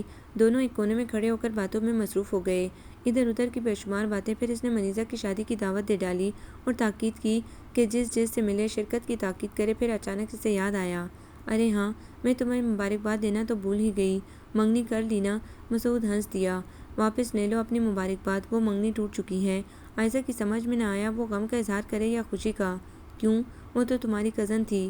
ہاں، مگر اس نے شہر میں ہاسٹل میں رہ کر پڑھا ہے، اسے گاؤں میں رہنا منظور نہ تھا۔ مجھے اس کی یہ شرط منظور نہ تھی۔ ارے گاؤں کی لڑکی اور شہر میں رہنا چاہیے، کمال ہے! اتنی سچی پرسکون زندگی میں تو زندگی بھر نہ اکتا ہوں۔ مجھے تو وہ 2 دن آج تک یاد ہیں جو ہم نے وہاں گزارے تھے۔ تم نے صرف 2 دن گزارے ہیں نا، اسی لیے دلچسپی ہے۔ عمر گزارنا پڑے تو اکتا جاؤ، مگر مجھے تو اس کی ضد پر غصہ آ گیا۔ حالانکہ ظاہر ہے مجھے شہر میں ہی سروس کرنی ہے، یہیں رہنا ہے، پر فضول بات کر کے بدمزگی پیدا کرنا، اس کا مطلب تو یہ ہوا کہ میں اپنی زمین سے کٹ جاؤں، اپنے بچپن کی گلیوں سے بچھڑ جاؤں۔ عائشہ نے منیزہ کی شادی میں اپنے سب ساتھیوں کو بلایا تھا، مگر کوئی شریک نہ ہوا۔ اسے بہت مایوسی ہوئی۔ شادی کے دن جمیلہ خالہ ابا کو پکڑ کر بیٹھ گئیں۔ انہیں اصرار تھا کہ عثمان اور عائشہ کی جوڑی بہت جچے گی۔ وہ تعلیم یافتہ برسر روزگار ہے اور اپنے پھر اپنے ہوتے ہیں۔ امی کو تو جیسے 2 جہاں کی دولت مل گئی۔ دونوں بیٹیوں کے بوجھ اترنے کے خیال سے ان میں ترنگ سی پیدا ہو گئی اور انہوں نے فوراً اقرار کر لیا۔ ان کی آرزو تھی کہ عثمان ان کا داماد بنے۔ ابا نے کمزور سا اختلاف کیا، وہ چاہتے تھے کہ اس معاملے میں عائشہ کی رائے بھی لی جائے، مگر امی نے کوئی گنجائش ہی نہیں چھوڑی اور سب کے سامنے اقرار کر لیا۔ منیزہ کے نکاح کے بعد ابھی رخصتی کی تیاریاں ہو رہی تھی کہ سب کے درمیان بٹھا کر جمیلہ خالہ نے اس کے ہاتھ میں انگوٹھی پہنا دی۔ وہ کسیانی ہو کر رہ گئی۔ وہ تو منیزہ کا بے حد و حساب جہیز سمیٹوا کر فہرست بنوا رہی تھی تاکہ اسے ٹرک میں رکھا جا سکے۔ جہیز کا سامان تو ٹرک سے بڑھ کر ہی تھا۔ یہ امی کی ضد تھی کہ منیزہ کو اتنا کچھ دے دیا جائے کہ اس کی تعلیم کی کمی کسی کو نظر ہی نہ آئے۔ 3 دن سے تو نمائش ہو رہی تھی۔ ابا نے اپنی ساری جمع پونجی اس جہیز میں جھونک دی۔ بعد میں وہ بہت غمزدہ ہو گئے اور شکوے کے طور پر بیوی سے بولے، نیک بخت، تجھے احساس ہے کہ ہم نے عائشہ کی کتنی حق تلفی کر دی ہے؟ اب اسے دینے کے لیے میرے پاس کچھ بچا ہی نہیں۔ عائشہ نے ابا کے گلے میں باہیں ڈال کر کہا، ابا، آپ نے مجھے کتنی دولت دی ہے، اس کا اندازہ آپ کو ہونا تو چاہیے۔ وہ قیمتی سامان جسے علم کہتے ہیں، میں ہمیشہ اپنے ساتھ رکھوں گی۔ آپ نے مجھے پڑھانے پر بہت خرچ کیا ہے۔ اس کی آواز بھرا گئی اور آنکھیں نم ہو گئیں۔ اتنا پڑھانے، ہمت بندھانے کے باوجود ابا نے اس کو اپنی زندگی گزارنے کے لیے کسی انتخاب کا حق نہ دیا تھا۔ اسے اس کا بے حد قلق تھا، مگر وہ زبان سے نہ کہہ سکی۔ البتہ ابا نے اس کی اداسی کو بانپ لیا تھا۔ ایک روز بہت دکھی لہجے میں بولے، بیٹا، گھر میں ہر فیصلے کا حق میں تمہاری ماں کو سونپ چکا ہوں، اسی لیے دخل نہ دینے کا عزم کر رکھا تھا میں نے۔ مجھے افسوس ہے، شاید میں تمہارے ساتھ انصاف نہیں کر سکا۔ ابا، نہیں، آپ بالکل افسوس نہ کریں۔ آپ نے جو کچھ دیا ہے، آپ سے جو کچھ سیکھا ہے میں نے، وہ علم کہتا ہے کہ صرف آپ ہی تو وہ منصف ہیں جو مجھے میرا حق دیتے رہے ہیں۔ میں بہت زیادہ کی طلبگار تو نہیں ہوں ابا، جانتا ہوں بیٹا، مگر افسوس تو یہ ہے کہ کسی نے تیرے ساتھ انصاف نہیں کیا۔ معلوم نہیں جو ہوا ہے کہاں تک تیرے حق میں ہے۔ عائشہ چپ رہی۔ وہ خود نہیں جانتی تھی اس کے لیے کیا اچھا ہوا اور کیا برا۔ وہ لڑکا ندیم بہت دن سے نہیں آیا۔ ابا کچھ سوچتے ہوئے بولے، اس دن منیزہ کی رخصتی سے پہلے ہی چلا گیا تھا۔ عائزہ ہکا بکا ہو گئی۔ منیزہ کی رخصتی؟ کیا وہ آئے تھے؟ ہاں بھائی، میں نے اسے کارڈ بھیجا تھا۔ جب جمیلہ تمہارا ہاتھ پکڑے مجھ سے اجازت مانگ رہی تھی تب بھی وہ سامنے کھڑا تھا، تم سے ملنے ہی تو اندر آیا تھا، مگر وہ مجھ سے تو نہیں ملے۔ عائزہ حیرانی سے آنکھیں پھاڑے ابا کو تکتی رہی۔ وہ کہہ رہا تھا کہ چونکہ اسے علم نہ تھا کہ عائزہ کی منگنی بھی آج ہوگی، وہ کوئی تحفہ بھی نہیں لایا، شرمندہ سا تھا۔ میں نے بتایا کہ پہلے سے کوئی پروگرام نہ تھا۔ اچانک کی جمیلہ بہن نے اصرار کیا۔ ابا بتا رہے تھے۔ عائزہ خفیف سی ہو گئی۔ اسے منگنی کا یہ ڈھونگ ہی ناپسند تھا، عثمان سخت ناپسند اور خالہ اس سے زیادہ۔ سر ندیم نے اسے گائے بھینس کی طرح رسوم و رواجوں پر قربان ہوتے دیکھا ہوگا۔ بھلا کیسی لگ رہی تھی وہ خود محسوس کر سکتی تھی کہ اس وقت وہ بے حد اوٹ پٹانگ بلکہ احمق لگ رہی ہوگی، چیمی ہوئی۔ حالانکہ یہ شرم و حیا والی جیب نہ تھی، بلکہ خالہ جمیلہ کے چٹر چٹ بوسے اسے نروس کیے ڈال رہے تھے۔ عائزہ کمرے میں جا کر بیٹھ گئی۔ پیروں میں سنسناہٹ ہو رہی تھی اور دل نئے انداز میں دھڑک رہا تھا۔ اچانک اسے محسوس ہوا اس کے دل کا نگر بھی سنسان ہو چکا ہے۔ کوئی تمنا باقی تھی نہ امنگ، کوئی آواز بھی نہ تھی، ایک دم سناٹا طاری تھا، غیر فطری سناٹا۔ وہ عنقریب بے ہوش ہونے والی تھی۔ اسے ایک خوف نے گھیر لیا۔ وہ ہوش میں آ گئی۔ یہ کیا؟ کوئی تماشا کرنے والی ہو؟ بے وقوف، اتنی کمزوری کس لیے؟ فائدہ کیا ہے بھلا؟ ابا کو دکھ پہنچانا، امی کو تنگ کرنا؟ نہیں نہیں، یہ تو اسے آتا ہی نہ تھا۔ اگر ایسا ہوتا تو وہ جمیلہ خالہ کو دھکا دے کر کھڑی ہو جاتی، انگوٹھی اتار کر پھینک دیتی، مگر وہ بزرگوں کی اطاعت گزار تھی اور لحاظ و مروت کا سبق بھی اس نے بچپن سے لے کر آج تک پڑھا تھا، اور یوں تو وہ سب کے سامنے عثمان سے بیزاری ظاہر کرتی رہتی تھی۔ کسی کے پاس دیدہ بینا نہ ہو تو کوئی فائدہ نہیں، ابا افسوس کریں گے۔ انہوں نے خود اعتمادی سکھائی تھی، خود مختاری نہیں، لیکن اس کے اطاعت شعاری کا ناجائز فائدہ بھی نہیں اٹھانا چاہیے تھا۔ کوئی اشاروں میں ہی اسے پوچھ لیتا، بول موم کی گڑیا، تیری مرضی کیا ہے؟ اور موم کی گڑیا بزرگوں کے اشاروں پر سر جھکا دیتی۔ پھر یہی صحیح دیکھنا ہے وقت کیا دکھاتا ہے اور عثمان سے اسے کیا ملتا ہے۔ اس نے اپنی تقدیر حالات کے سپرد کر دی اور لمبا سانس لے کر حوصلہ بحال کرنے لگی۔ رات کب گزری، صبح کب ہوئی، اسے علم ہی نہ تھا۔ وقت کتنا گزر چکا ہے اور وقت گزرتا ہی رہتا ہے۔ اس کا کام آگے بڑھنا ہے۔ اب خالہ جمیلہ کے تقاضے شروع ہو گئے۔ ہماری امانت ہمارے حوالے کر دو۔ وہ اس طرح حق مانگنے آتی جیسے قرض مانگ رہی ہوں۔ عثمان کی بے قراری کا مظاہرہ ہوتا رہتا۔ ابا نے صاف کہہ دیا، ابھی تو میں اس معاملے میں سوچ بھی نہیں سکتا، انتظار کریں۔ منیزہ سسرال میں خوش تھی۔ شکیل بہت سلجھا ہوا لڑکا تھا اور سبھی سسرال والے محبت اور قدر کرنے والے تھے۔ منیزہ کے جانے کے بعد عائزہ پر گھر کی ذمہ داری آ پڑی۔ دادی بالکل ضعیف ہو چکی تھی، امی بھی بہت کمزور ہو رہی تھیں۔ شاید دکھ ہر انسان کو بردباری سکھا دیتے ہیں۔ ابا مطمئن تھے کہ عائزہ میں اتنی صلاحیت ہے کہ وہ ہر جگہ خود کو نمایاں کر سکتی ہے۔ انہیں اولاد نرینہ کے نہ ہونے سے کوئی پریشانی نہ تھی۔ جس کے پاس عائزہ جیسی بیٹی ہو اسے فکر بھی کیا۔ امی کی رپورٹ لینے وہ ہاسپٹل گئی۔ غیر متوقع طور پر اسے صفورہ مل گئی۔ دونوں سکھیاں تیز آواز کے ساتھ لپٹ گئیں۔ تم لوگ منیزہ کی شادی میں کیوں نہیں شریک ہوئیں؟ چھوٹتے ہی اس نے کہا، ارے تم کو کیا پتا میرے اوپر کیا گزر گئی؟ کسی نے آ کر دیکھا تک نہیں، پوچھا تک نہیں۔ کیوں؟ خیر ہے، بتا تو صحیح، ہوا کیا؟ عائزہ نے اسے تیز نظر سے دیکھا۔ خوب تندرست، سرخ سفید ہو رہی تھی۔ یار حیران نہ ہو، شادی ہو گئی نا؟ وہ جیم گئی۔ عائزہ نے اطمینان سے کہا، اوہ یہ بات ہے، مبارک ہو۔ اور یہ تو بتا کہ کس کی شامت آئی جو تجھے لے گیا؟ کون ہے وہ مصیبت کا مارا؟ سچ پوچھو تو مصیبت کا مارا جسے کہنا چاہیے وہ ہے سر ندیم، یاد ہے نا؟ ارے اپنے سر ندیم؟ عائزہ چونکی۔ اچھا تو اس نے ہمارے گھر آنا چھوڑا تھا؟ بھئی یہ سمجھو انہوں نے جان لڑا دی۔ اس قدر کوشش، اتنی کاوش، کبھی ہمارے ابا کی خوشامد، کبھی مجھ سے التجائیں، وعدے، گارنٹی، اف میرے خدا، بس مجنوں بن گئے تھے۔ عائزہ کے پیروں میں سنسناہٹ ہونے لگی۔ دل نئے ڈھنگ سے دھڑکنا سیکھ چکا تھا۔ کبھی امی کو سمجھاتے تھے، کبھی جا کر ان لوگوں کو۔ غرض عجب عالم تھا۔ ان لوگوں مطلب کن لوگوں کو؟ عائزہ نے بے خیالی میں سوال کیا۔ بھئی اوفو، وہی لوگ، یعنی میرے سسرال کے لوگ، یعنی شارق وغیرہ۔ صفورہ تنک کر بولی، شارق، طارق، وامق، حاذق، اف ان لوگوں کے نام لے لے کر تو میرا حلق خشک ہوتا ہے۔ پورے 6 بھائی ہیں، ایک سے ایک بڑھ کر ایک مکتا چکتا نام۔ صفورہ اپنی ترنگ میں بولے جا رہی تھی۔ ہاں، اور چھوٹے فائق اور توفیق ہیں۔ میں نے تو بابا نمبر لگا لیے ہیں، نمبر 1 بھائی جان، نمبر 2 بھائی جان، نمبر 3 بھائی جان، شارق نمبر 4 بھائی جان۔ عائزہ کی سنسناہٹ رک چکی تھی۔ وہ بے حد ہلکی پھلکی ہو رہی تھی، اسے ہنسی آ رہی تھی۔ صفورہ اس قدر پر لطف پیرائی میں نام بتا رہی تھی۔ نہیں بھئی، نمبر 1 صرف جان۔ صفورہ تیز کلکلاہٹ سے دوری ہو گئی۔ اچھا تو یہ نوبت آ گئی، انیلا نے بتایا تھا مجھے، تم تو شادی سے ہی انکاری تھی۔ پرانی بات ہے۔ اچھا انیلا سے ملنے چلو گی؟ وہ سامنے کی لائن میں ہی تو اس کا گھر ہے۔ میں امی کی رپورٹ تو لے لوں؟ عائزہ سفورہ کے ساتھ جا رہی تھی تو اس نے بے شمار خبریں اسے سنا دیں۔ نائلہ انگلینڈ سے واپس آ گئی ہے، اس کے چچا زاد نے قیامت برپا کر دی تھی۔ وہ خود لندن گیا اور بڑی بحث و مباحثے کے بعد شادی کر کے نائلہ کو لے آیا۔ وہ سب وہاں بہت پریشان ہیں۔ اسٹور کی نوکری بے تنخواہ کی ہے اور کھانے پہننے کے لیے انہیں بدمزاج کافی کا دست نگر ہونا پڑتا ہے۔ نائلہ چاہتی ہے بہنوں کی شادیاں ہو جائیں مگر ماموں ہونے نہیں دیتے۔ وہ تو اس کا منگیتر ہی اپنی محبت میں مضبوط تھا کہ لندن پہنچا اور کہتا تھا مر جاؤں گا یا مار دوں گا سب کو۔ اسے نائلہ سے بہت محبت ہے، تبھی اپنے مقصد میں کامیاب ہوا۔ لگن ہونی چاہیے، پھر کچھ مشکل نہیں ہوتی۔ سفورہ نے اسے تاکید کی کہ انیلا کے سامنے کوئی خاص بات نہ کرے، اس کی ساتھ بے حد شکی مزاج عورت ہے، اس کی جان عذاب میں کر دے گی۔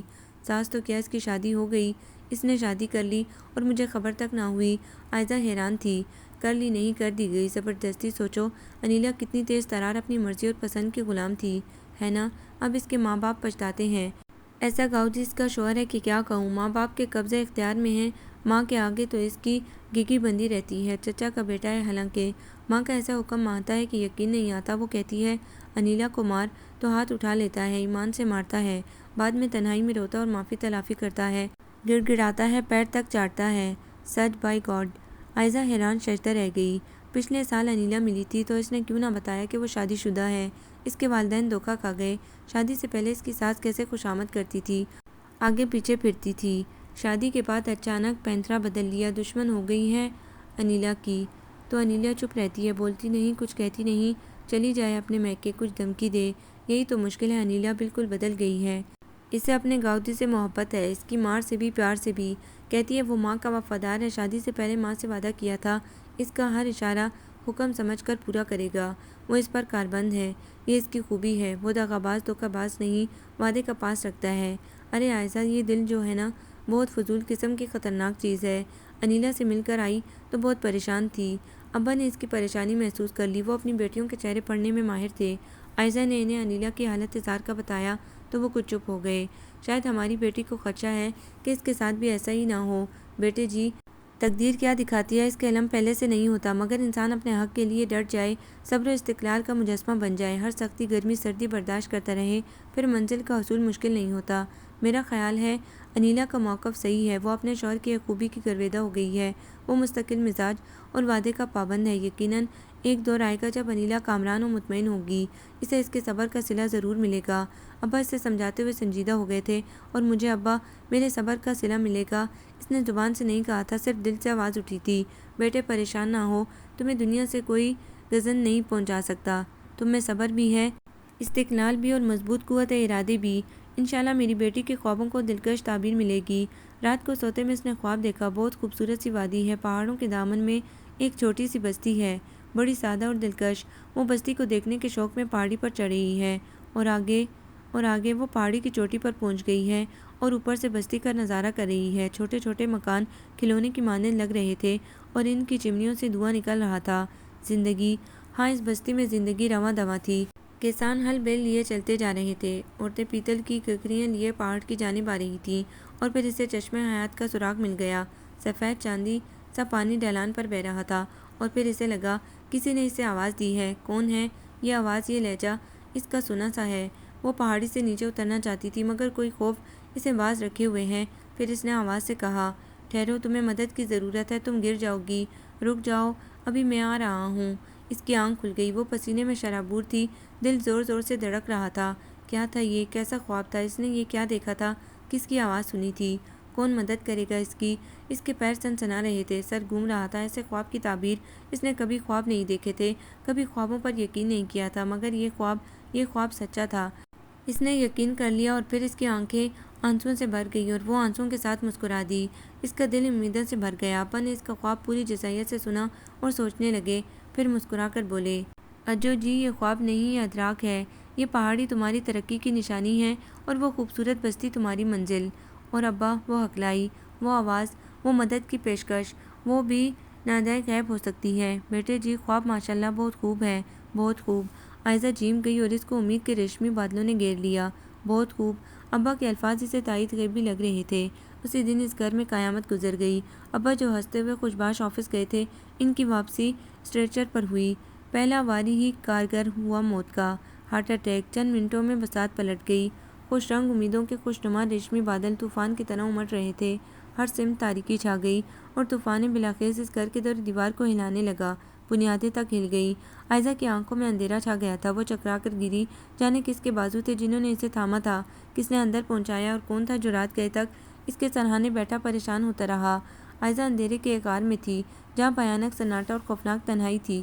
سب اپنے اپنے غم کو بہلا رہے تھے، مگر غم نئے نئے رنگوں میں انہیں تڑپاتا تھا۔ دادی کا جگر گوشہ رخصت ہو گیا۔ دنیا تو ان کی اندھیر ہوئی تھی۔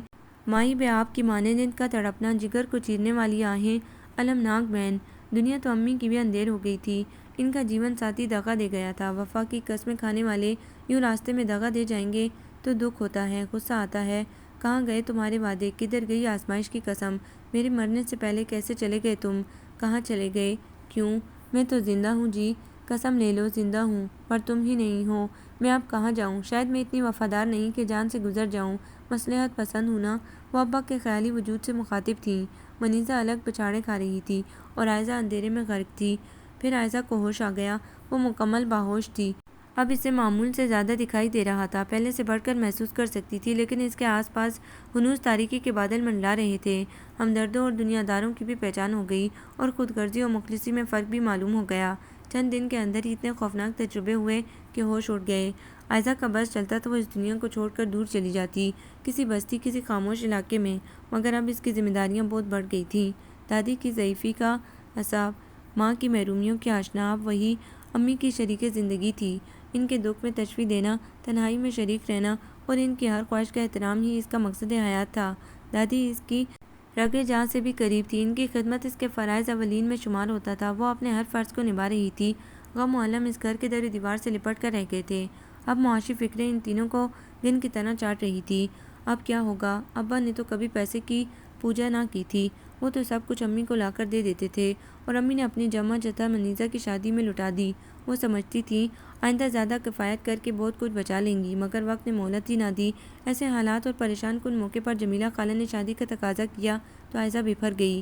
امی نے انہیں اپنے حالات سچائی سے بتا دیے۔ وہ بونچکا سی رہ گئی۔ عثمان جو ابا کے بعد بہت پابندی سے آتا تھا اور ہر قسم کے مشوروں سے اسے پریشان کرتا تھا، اور امی خوش تھی کہ وہ اپنا فرض ادا کر رہا ہے۔ اپنی ماں سے عائزہ کی تہی دامنی معلوم کرنے کے بعد بالکل لاپرواہ ہو گیا اور اس نے گھر آنا چھوڑ دیا۔ جمیلہ خالہ بھی کھنچ گئی تھی۔ انہیں توقع تھی بلکہ پورا یقین تھا عائزہ کے لیے منیزہ جیسا جہیز تو اسما بیگم نے بنوایا ہی ہوگا۔ اس سے پہلے کہ بچی کچی دولت ان لوگوں کے پیٹ کا ایندھن بنے، وہ اسے سمیٹ لینا چاہتی تھیں، مگر صورتحال کا علم ہونے کے بعد انہوں نے عائزہ پر شرمناک قسم کے الزام لگانا اور خاندان میں اس کی شہرت کرنا اپنا فرض سمجھ لیا۔ انہیں خسارے کا سودا منظور نہ تھا، اسی لیے انگوٹھی واپس کرتے وقت انہوں نے اپنی دی ہوئی انگوٹھی بھی مانگ لی۔ عائزہ ان کے طرز عمل پر ششدر تھی۔ گویا اس کی اپنی کوئی توقیر نہ تھی، اس کی شخصیت میں کوئی کشش نہ تھی، اس کے وجود کی حیثیت بس اتنی تھی کہ وہ اپنے اعلیٰ درجے کے آفیسر باپ کی بیٹی تھی، جن کے مرنے کے بعد وہ حیثیت ختم ہو گئی اور وہ رد کر دی گئی، وہ ٹھکرا دی گئی تھی۔ جس عثمان کو اس نے کئی بار رد کیا تھا، آج وہ اسے مسترد کر کے تمسخرانہ انداز میں ذلیل کر رہا تھا۔ کیا یہی وقت کی پکار تھی؟ کیا یہ بھی قدرت کی آزمائش ہے؟ اسے اپنے ابا کی نصیحت یاد آئی۔ نہیں، وہ کوئی احتجاج نہیں کرے گی اور صبر و استقلال سے وقت کے دیے ہوئے زخموں پر اپنی صلاحیت اور خود اعتمادی کے مرہم لگائے گی۔ مگر دادی میں اتنی قوت برداشت نہ تھی۔ بیٹے کی دائمی جدائی کا داغ ابھی پورے طور پر ہرا تھا کہ پوتی کے مستقبل کی فکر ان کے حواسوں پر چھا گئی۔ وہ اس رات سوئیں تو پھر کوئی انہیں نہ جگا سکا، اور عائزہ ایک بار پھر تنہائی کے شور میں دب کر رہ گئی اور کرا اٹھی، میرے خدا، یہ آزمائش اب اور کتنی ہے؟ دادی اس کی ہمدرد اور خیرخواہ ہی نہیں، رازدار کمسار بھی تھیں۔ ابا کے بعد وہی اس کے درد کا درما بن جاتی تھیں، اس کے آنسو پہنچتی تھیں اور تسلی دیتی تھیں۔ دونوں ایک دوسرے کی تیماردار تھیں، غمخوار تھیں۔ اب صرف امی تھی اور عائزہ ڈرتی تھی کہ کہیں وہ بھی اس کا ساتھ نہ چھوڑ دیں۔ وہ امید و ناامیدی کے سمندر میں غوطے کھا رہی تھی کہ شکیل نے اسے تسلی دی۔ منیزہ تو خود ہی بے حد کمزور دل تھی۔ عائزہ ہمت سے کام نہ لیتی تو جانے گھر کا کیا حال ہوتا۔ ایسے میں اکثر اسے اپنا خواب یاد آتا تھا۔ ابا نے اس کے خواب کو بہت خوب کہہ کر کیا محض تشفی دی تھی یا اس کی تعبیر ہی بھیانک تھی؟ جو ہی وہ نیند میں خواب کسی کیفیت محسوس کرتی، چونک کر اٹھ جاتی۔ نہیں، مجھے خواب نہ دکھاؤ، مجھے تعبیر سے ڈر لگتا ہے۔ شکیل نے اس کے لیے بہت کوشش کی تھی اور وہ اپنی کوشش میں اور عائزہ اپنے مقصد میں کامیاب ہو گئی۔ وہ خوشی اور بے یقینی سے اپنے سنجیدہ بردبار کم سکن بہنوئی کو دیکھنے لگی۔ سچ شکیل بھائی، یہ سچ ہے؟ ہاں بیبی، یہ بالکل سچ ہے، شکیل نے شفقت بھرے لہجے میں کہا۔ عائزہ کو محسوس ہوا اس کے سامنے شکیل کے روپ میں ابا کھڑے ہیں۔ وہ ننھی منی بچی ہے اور ابا اسے خوش رنگ کھلونے دے رہے ہیں۔ ہاں تو عائزہ بیگم، آپ کل سے اپنی ڈیوٹی سنبھال لیں۔ اپنی شاندار سروس کا پہلا دن مٹھائی کے ڈبے کے ساتھ شکیل بھائی سے مٹھائی کھلا رہے تھے۔ سنہری صبح کا آغاز بڑا دلربا تھا۔ سرمئی پہاڑوں کے دامن میں سب سے اونچی چوٹی سے سورج نے سر ابھارا، ہر سمت روشنی نے کمندیں ڈال دیں۔ آج کا دن ہر دن سے زیادہ روشن تھا، چمکدار دھوپ اور خوشگوار موسم۔ چند منٹ پہلے تک ماحول بے حد خوابناک اور دلکش تھا۔ سرمئی اندھیرا ملک کے اجالے میں صنم تھا، خنک ہوا سے سرگوشیاں کر رہا تھا۔ اجالے نے اندھیرے کو ہضم کر لیا اور اب ہر طرف مستی سی چھا گئی۔ پہاڑوں کی سیاہی پر سبزہ غالب تھا اور ہوا گنگناتی ہوئی، جھومتی ہوئی، رقص کرتی ہوئی ادھر سے ادھر مستانہ وار پھرکیاں سی لے رہی تھی۔ اچانک خنکی پر گرمی کا اثر ہونے لگا، دھوپ چبھنے لگی اور خوابناک پر اسرار ماحول نے زندگی کے در کھول دیے۔ رواں دواں زندگی، ذمہ داریاں، عمل اور عمل۔ اس نے کالر کو اونچا کیا اور تیز قدموں سے اپنے گھر کی سمت دوڑا۔ کوئی مجھے نہ دیکھے اور میں کسی کو نہ دیکھوں، وہ بھاگتا ہوا سوچ رہا تھا۔ پتہ نہیں کچھ دنوں سے اس پر مایوسی اور بیزاری کا حملہ کیوں ہو رہا تھا۔ شاید وہ تھک گیا تھا۔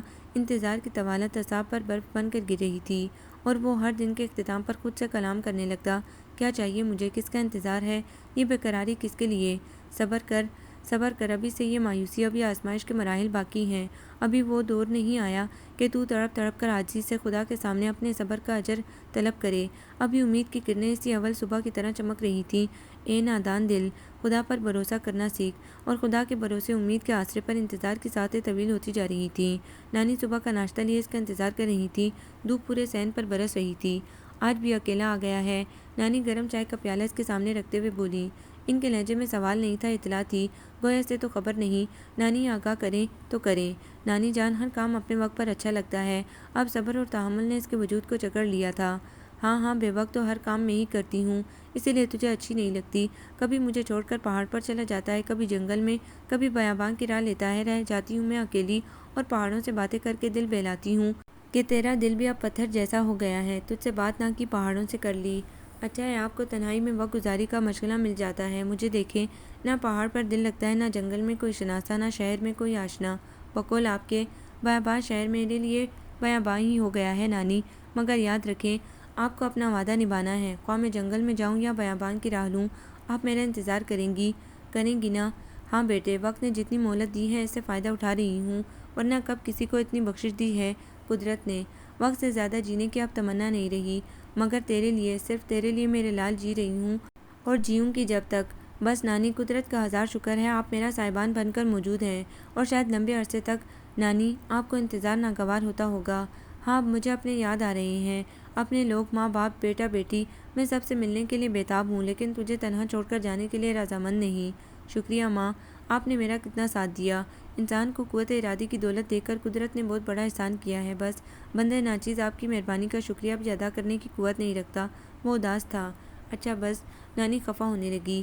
جا، وہ تیرے لاڈلے پرندے پکار رہے ہیں۔ گھر کے کونے میں جہاں سرخ پھولوں کی بوگن ویلیا نے چھت تک ایک سائبان بنا دیا تھا، اسی سائبان تلے بڑے سے جنگلے میں لال اور بلبل اپنی میٹھی بولی بول رہے تھے۔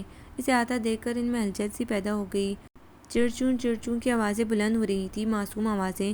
وہ بھی انتظار اور امید کے سہانے سہاروں پر تکیہ کرنا سیکھ گئے تھے۔ انہیں بھی صبر کا اجر ملنے والا تھا، ہر روز کی طرح۔ دانا پانی اور پیاز پچھلی گھاٹی کے کنارے جگی میں لیٹے ہوئے بابا سیفو نے لاٹھی سے آواز نکالی اور بلغم زدہ آواز سے بولے، ہے آتا ہوں بابا، آتا ہوں۔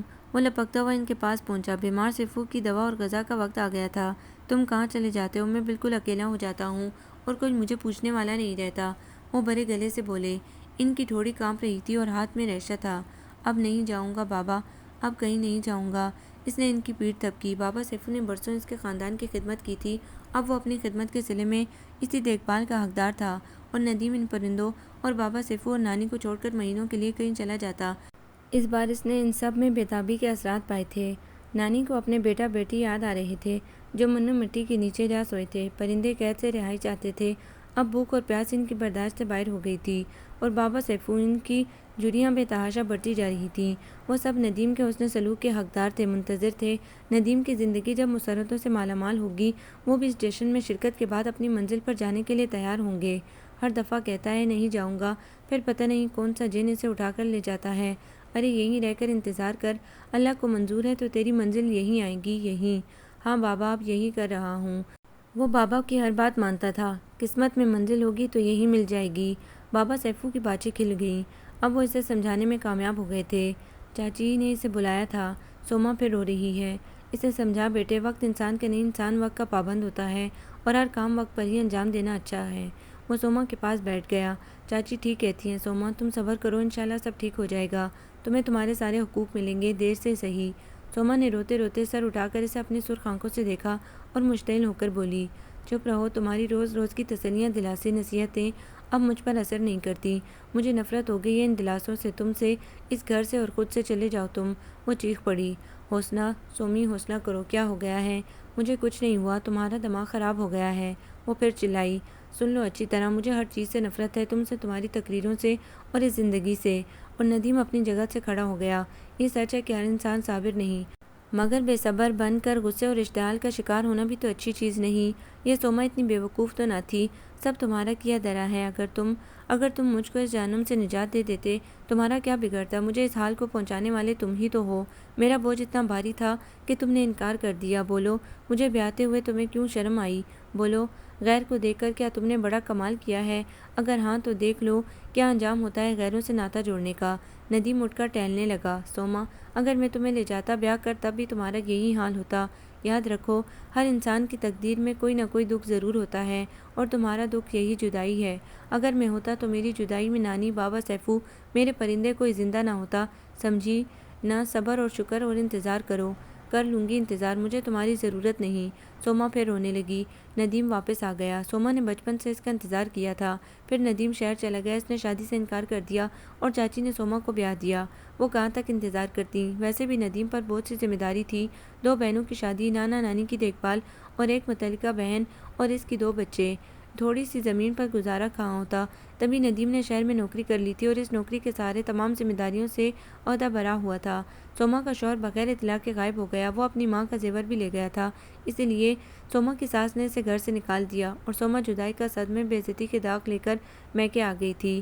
ندیم نہایت تحمل سے سب ذمہ داریوں سے سبکدوش ہو گیا تھا، صرف مطلقہ بہن اور اس کے 2 بچوں کا مسئلہ باقی تھا، اور اس فکر نے اسے اس وقت سے پہلے بوڑھا کر دیا تھا۔ اس کے بال سفید ہو رہے تھے اور اعصاب پر فکروں کی جنگ طاری تھی۔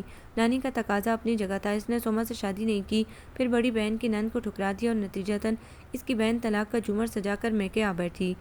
نانا نے اسی غم میں جان دے دی اور وہ تڑپ کر رہ گیا۔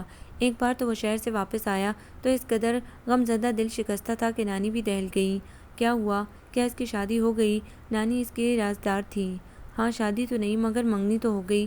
میرا تو کچھ نہیں بچا نا نانی، تو نے کیوں نہیں پہل کی پگلے کی تھی، مگر وہاں فیصلے کا حق ماں کو تھا اور رشتہ دار تھا، جیت گیا، میں ہار گیا۔ سچی محبت کبھی نہیں ہارتی بچے، تو نے اس کو بتایا تو ہوتا۔ میں اپنی زبان نہیں کھولوں گا نانی، یہ تو میری محبت کی توہین ہوگی۔ قدرت نے مجھے یہ زندگی دی ہے خدمت خلق کے لیے، اور زبان دی ہے دوسروں کی دلجوئی کے لیے، اسے میں اپنی غرض کے لیے استعمال کروں گا تو گنہگار ہوں گا۔ یہ کیسی خدمت کر رہا ہے میرے بیٹے، بچپن کی منگیتر کا دل توڑ کر، بہن کو نا امید کر کے اس کا گھر اجاڑ دیا، کس کی خدمت کر رہا ہے بتا؟ یہ قدرت کے کام ہے نانی، میں اسی کے اشارے پر عمل کر رہا ہوں، ورنہ اگر میرے نصیب میں سوما ہوتی تب بھی آپا کا گھر برباد ہونا ہی تھا۔ اگر آپا کی نند قسمت میں تھی تو سوما کا دل پھر بھی ٹوٹ جاتا۔ یہ سب انتظام اوپر والا کر رہا ہے ماں، پھر اب تو صبر کر۔ ہاں یہی کروں گا۔ وہ نا امید نہ تھا، اسے یقین تھا قدرت کو اس کی صداقت پر یقین ہوگا تو اس کی محبت ہی اس کے صبر کا اجر بن کر ملے گی، اور اس اجر کا اسے انتظار تھا۔ اب تو اسے ہر وقت ایک ہی چہرہ نظر آتا تھا، آسمان پر، بادلوں میں، پہاڑوں کی چوٹی پر۔ اس نے اس کے کئی روپ دیکھے تھے، ہنستے ہوئے، مسکراتے ہوئے، شوخی کرتے ہوئے اور شرماتے ہوئے۔ منگنی کے وقت اس کے چہرے پر خجالت تھی، تب وہ موقع سے فائدہ اٹھانے کے لیے شادی کے ہنگامے میں سے ملنے آیا تھا۔ ایک دن پہلے ہی اس کے ابا نے اس کی شرمساری سی نگاہوں اور محتاط الفاظ کے جواب میں کہا تھا، میں اس سے معلوم کر لوں تو تمہیں جواب دوں گا، میری عین آرزو تم ہو بیٹے، میں انسان کو اس کی آنکھوں سے پہچانتا ہوں، اس کی رائے لینے کے بعد تمہیں مطلع کر دوں گا۔ وہ اس دن کتنا مسرور تھا، جیسے سارے جہان کی دولت اسے مل گئی۔ اسے اپنی محبت کا احساس اسی دن ہو گیا تھا جب وہ اسے دیکھ نہ سکا۔ وہ کلاس میں غیر حاضر تھی اور وہ پڑھا بھی نہ سکا تھا، اسے اپنے لیکچر کا ایک حرف بھی یاد نہ تھا۔ تب اسے خیال آیا، اس ایک ہستی نے دل کے اندر ہی نہیں، ذہن کے ہر دریچے میں اپنے حسن کے، شخصیت کے وقار اور آنکھوں کی زرین چمک کے پہرے بٹھا دیے ہیں۔ آج اس کی غیر حاضری میں وہ بے چین ہو کر سوچنے لگا، میں اس کے بغیر زندہ نہیں رہ سکتا۔ وہی میرا آئیڈیل ہے، وہی تمنا، وہی منزل، اور اس منزل کے لیے اس نے بہت سے لوگوں کو ناراض کر دیا تھا۔ قدرت کو یہی منظور ہے کہہ کر وہ دل کو تسلی دیتا رہا، مگر اس رات جب وہ منیزہ کی شادی میں شریک ہونے گیا، بے حد پر اعتماد اور اپنی قسمت پر نازا تھا، تبھی اس نے ہال کمرے میں اس سے بیٹھا دیکھا۔ ایک خاتون اسے یوں دبوچے بیٹھی تھی جیسے باز کسی کبوتر کو، اور پھر اس کی حیران نظروں کے سامنے وہ باز فطرت خاتون اپنے بیٹے کے نام کی انگوٹھی اس کی کانپتی ہوئی انگلی میں پہنا چکی تھی۔ تب اس کی آنکھوں میں اندھیرا چھا گیا تھا اور دیوار کے سہارے باہر آیا اور اس کے والد کو وعدہ یاد دلایا تھا۔ تب انہوں نے شرمساری سے کہا تھا، میں شرمندہ ہوں بیٹے، میرے گھر کے اندر کے تمام کام میری بیوی کرتی ہے اور انہوں نے اپنی مرضی سے یہ نسبت کی ہے۔ میرا دخل دینا گویا اس گھر کے برسوں کے پرانے نظام کو تبدیل کرنا یا انقلاب لانے کا موجب ہوگا۔ میں اس معاملے میں قدرت کے اشارے کا منتظر رہوں گا۔ تم بھی اگر اپنے ارادے میں سچے ہو تو صبر سے کام لو، میں وعدہ نہیں کرتا۔ جب سے وہ صبر کر رہا تھا اور انتظار تو اس کی شریانوں میں خون بن کر دوڑنے لگا تھا۔ کچھ عرصے بعد جب وہ سویا ہوا تھا، اسے محسوس ہوا کوئی اسے مدد کے لیے پکار رہا ہے۔ وہ چونک کر اٹھا اور بلا ارادہ اس کے گھر کی طرف چل دیا جہاں سے مایوس لوٹا تھا، اور تب اسے یقین ہو گیا اس کی طلب سچی ہے، اس کا جذبہ بہت گہرا ہے۔ جس آواز نے مدد طلب کی تھی وہ اس وقت بہت اذیت میں مبتلا تھی۔ اس کے پیارے ابا کا جنازہ سامنے رکھا ہوا تھا، وہ بے ہوش ہو کر گر رہی تھی اور کوئی اسے سہارا دینے والا نہ تھا۔ تب بجلی کی طرح لپک کر اس نے اسے سنبھالا، اندر لا کر تخت پر لٹایا اور اسے ہوش میں لانے کے کتنے جتن کیے، مگر جانے یہ صدمہ کتنا گہرا تھا کہ ایسا رات تک ہوش میں نہ آئی۔ رات میں وہاں صرف گھر والے اور قریبی عزیز ہی رہ گئے تھے، اسی لیے وہ گھر آ گیا اور صبح اسے گاؤں جانا پڑا جہاں نانی بے قراری سے اس کا انتظار کر رہی تھیں۔ بیٹے، بہت دیر ہو چکی ہے، تمہارے نانا مجھے بلا رہے ہیں۔ نانی بیمار تھی اور زندگی سے مایوس۔ ندیم نے ان کو روکا تھا۔ نہیں نانی، آپ ابھی زندہ رہیں گی، نانا کے پاس نہیں جائیں گی، مجھے آپ کی ضرورت ہے، آپ کے سہارے، آپ کے صاحبان کی۔ نانی وعدہ کریں آپ زندہ رہیں گی۔ اس وقت وہ بہت جوش میں تھا، اس کا چہرہ سرخ تھا اور پسینہ اس کے ہر روئیں سے ابل رہا تھا۔ وہ قدرت سے مدد طلب کر رہا تھا۔ نہیں مولا، ابھی نہیں، مجھے بالکل تنہا نہ کر کہ میں مایوس ہو جاؤں۔ تیری رحمت کا منکر ہونا میرے لیے سب سے بڑا عذاب ہوگا، مجھے اس عذاب سے بچا لے مولا۔ نانی کے بلاوے پر وہ آ تو گیا تھا، اس کا دل مگر وہیں اٹکا ہوا تھا۔ ایک اہم ذمہ داری اس نے بڑی خوش اسلوبی سے انجام تک پہنچا دی۔ ماموں کے چھوٹے سالے نانی سے ملاقات کے لیے آئے تو معلوم ہوا کہ ان کی بیوی فوت ہو گئی ہیں اور ایک چھوٹے بچے کی پرورش ان کے کندھوں پر ڈال گئی۔ وہ تو اپنی بہن سے ملنے آئے تھے، ان کی تاکید پر نانی سے ملاقات کے لیے آ گئے۔ بزرگوں کی دعا میں بڑی برکت ہوتی ہے اور میں خالہ جی سے دعا لینے آیا ہوں، انہوں نے کہا۔ نانی کے پوتا پوتی اپنی ماں کے ساتھ پہاڑوں کے اس طرف رہتے تھے جہاں ان کی کافی زمین تھی، کیونکہ ماموں تو کئی برس پہلے انہی پہاڑوں میں کسی کھائی کی نظر ہو گئے تھے۔ نانی اب ندیم کے ساتھ رہتی تھی، کیونکہ پہاڑوں کے اس اطراف سے ندیم کی بستی تک اتنا کٹھن مرحلہ تھا۔ البتہ ان کی بہو بچوں کو لے کر کبھی کبھی نانی کی خدمت میں حاضر ہو جاتی اور اسی فرض آشنا بہن نے بھائی کو اپنی ساس کی خدمت کے لیے بھیجا تھا، اور پھر اس نے اپنی بہن کا مقصد بھی دبی زبان سے ظاہر کر دیا، جسے سن کر ندیم کے کندھے ہلکے ہو گئے۔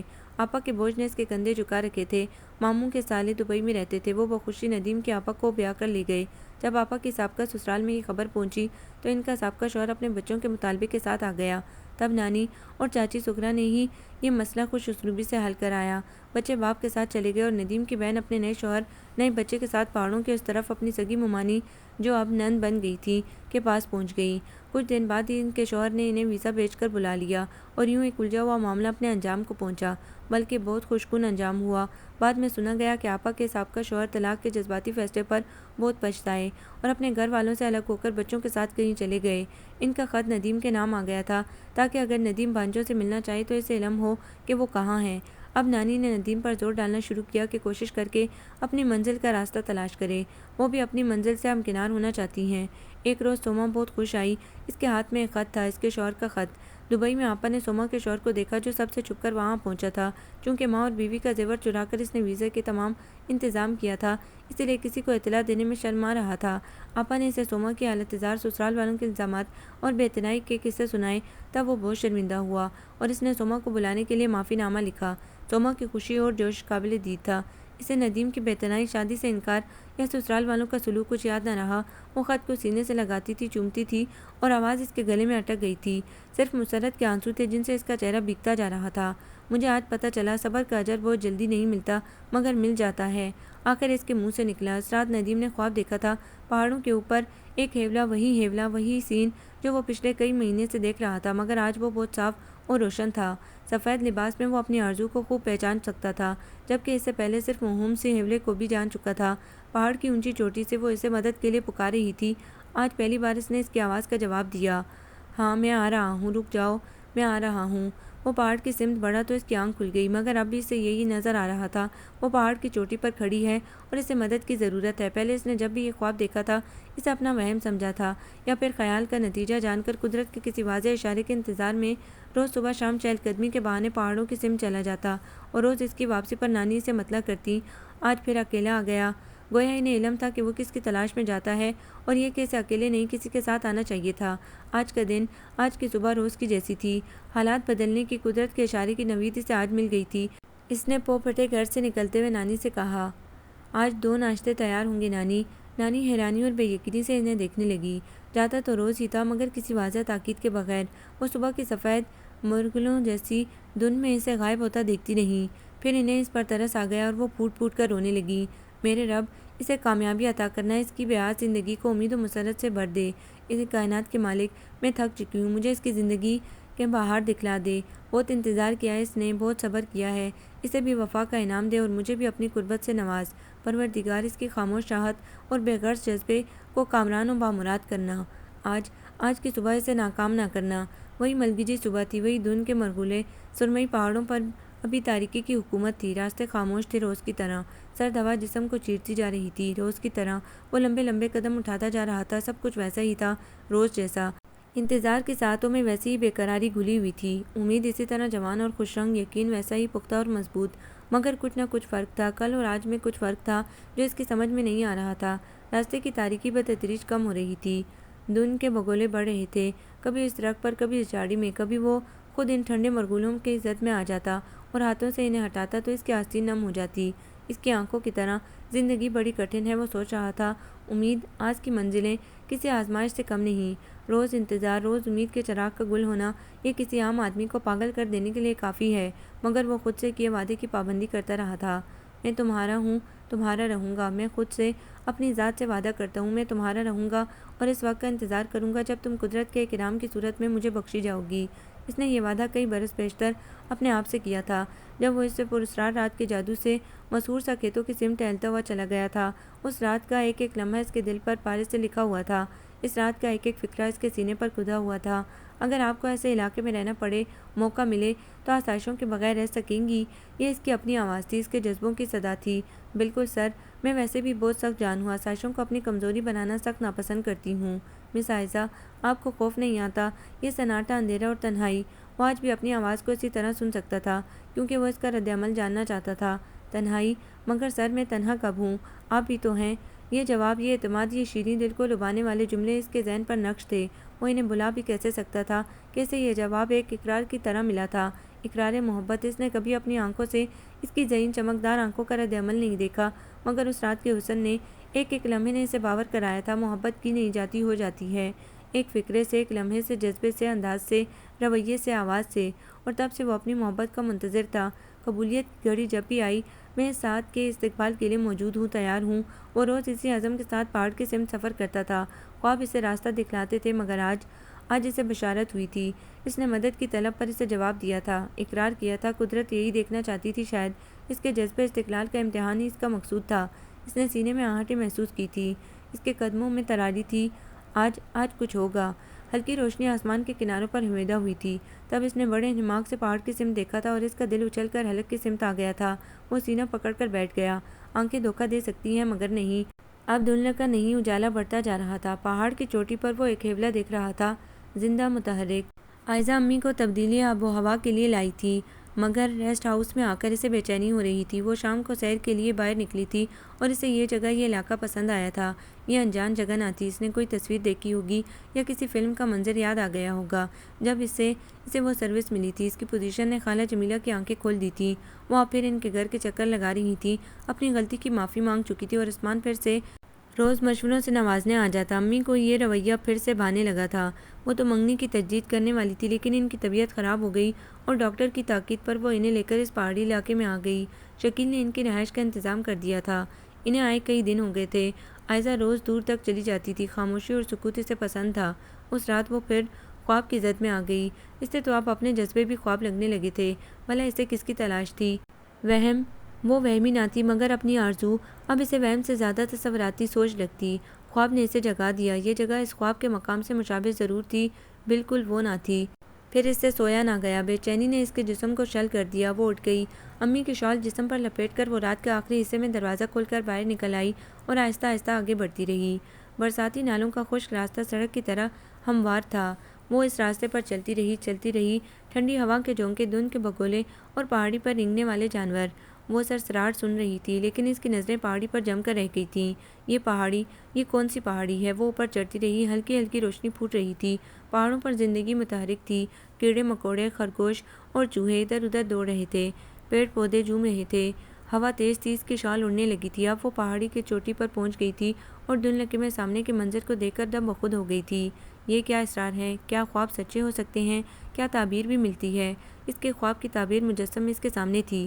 چھوٹے چھوٹے مکانوں کی بستی ابھی تک دھند میں لپٹی ہوئی تھی اور عین پہاڑی کے نیچے اس کو وہ نظر آ گیا تھا۔ وہ آنکھیں بند کرتی تو اسے اپنی تمام جزئیات کے ساتھ سر ندیم کا سراپا نظر آ جاتا تھا، تو یہ تو خواب کی دکھائی ہوئی تعبیر کی صورت میں اسے مکمل طور پر دکھائی دے رہا تھا۔ وہ لڑکھڑا گئی۔ اس کے تصور میں ابا کی شبیہ ابھری تھی۔ کیا سر ندیم میرا انتظار کر رہے ہیں؟ وہ اڑ کر ان کے پاس پہنچنا چاہتی تھی مگر پھسل گئی۔ اس کے منہ سے ایک چیخ نکلی، ندیم! اس کے ساتھ ہی اس نے ہوا میں ہاتھ پھیلائے۔ نیچے سے عین اس کے خواب کی مانند آواز آئی تھی، رک جاؤ، میں آ رہا ہوں۔ دونوں ہی اپنے مکالموں پر دم بخود ہو گئے۔ میں تو خواب، عائزہ کے منہ سے نکلا۔ میں بھی خواب، ندیم نے کہا۔ سورج نے اونچی پہاڑی سے سر ابھارا اور ان دونوں کے سروں پر سنہری تاج پہنا دیے۔ کرنیں ان کے اطراف میں رقصاں تھیں اور دونوں خود ہی شرما رہے تھے۔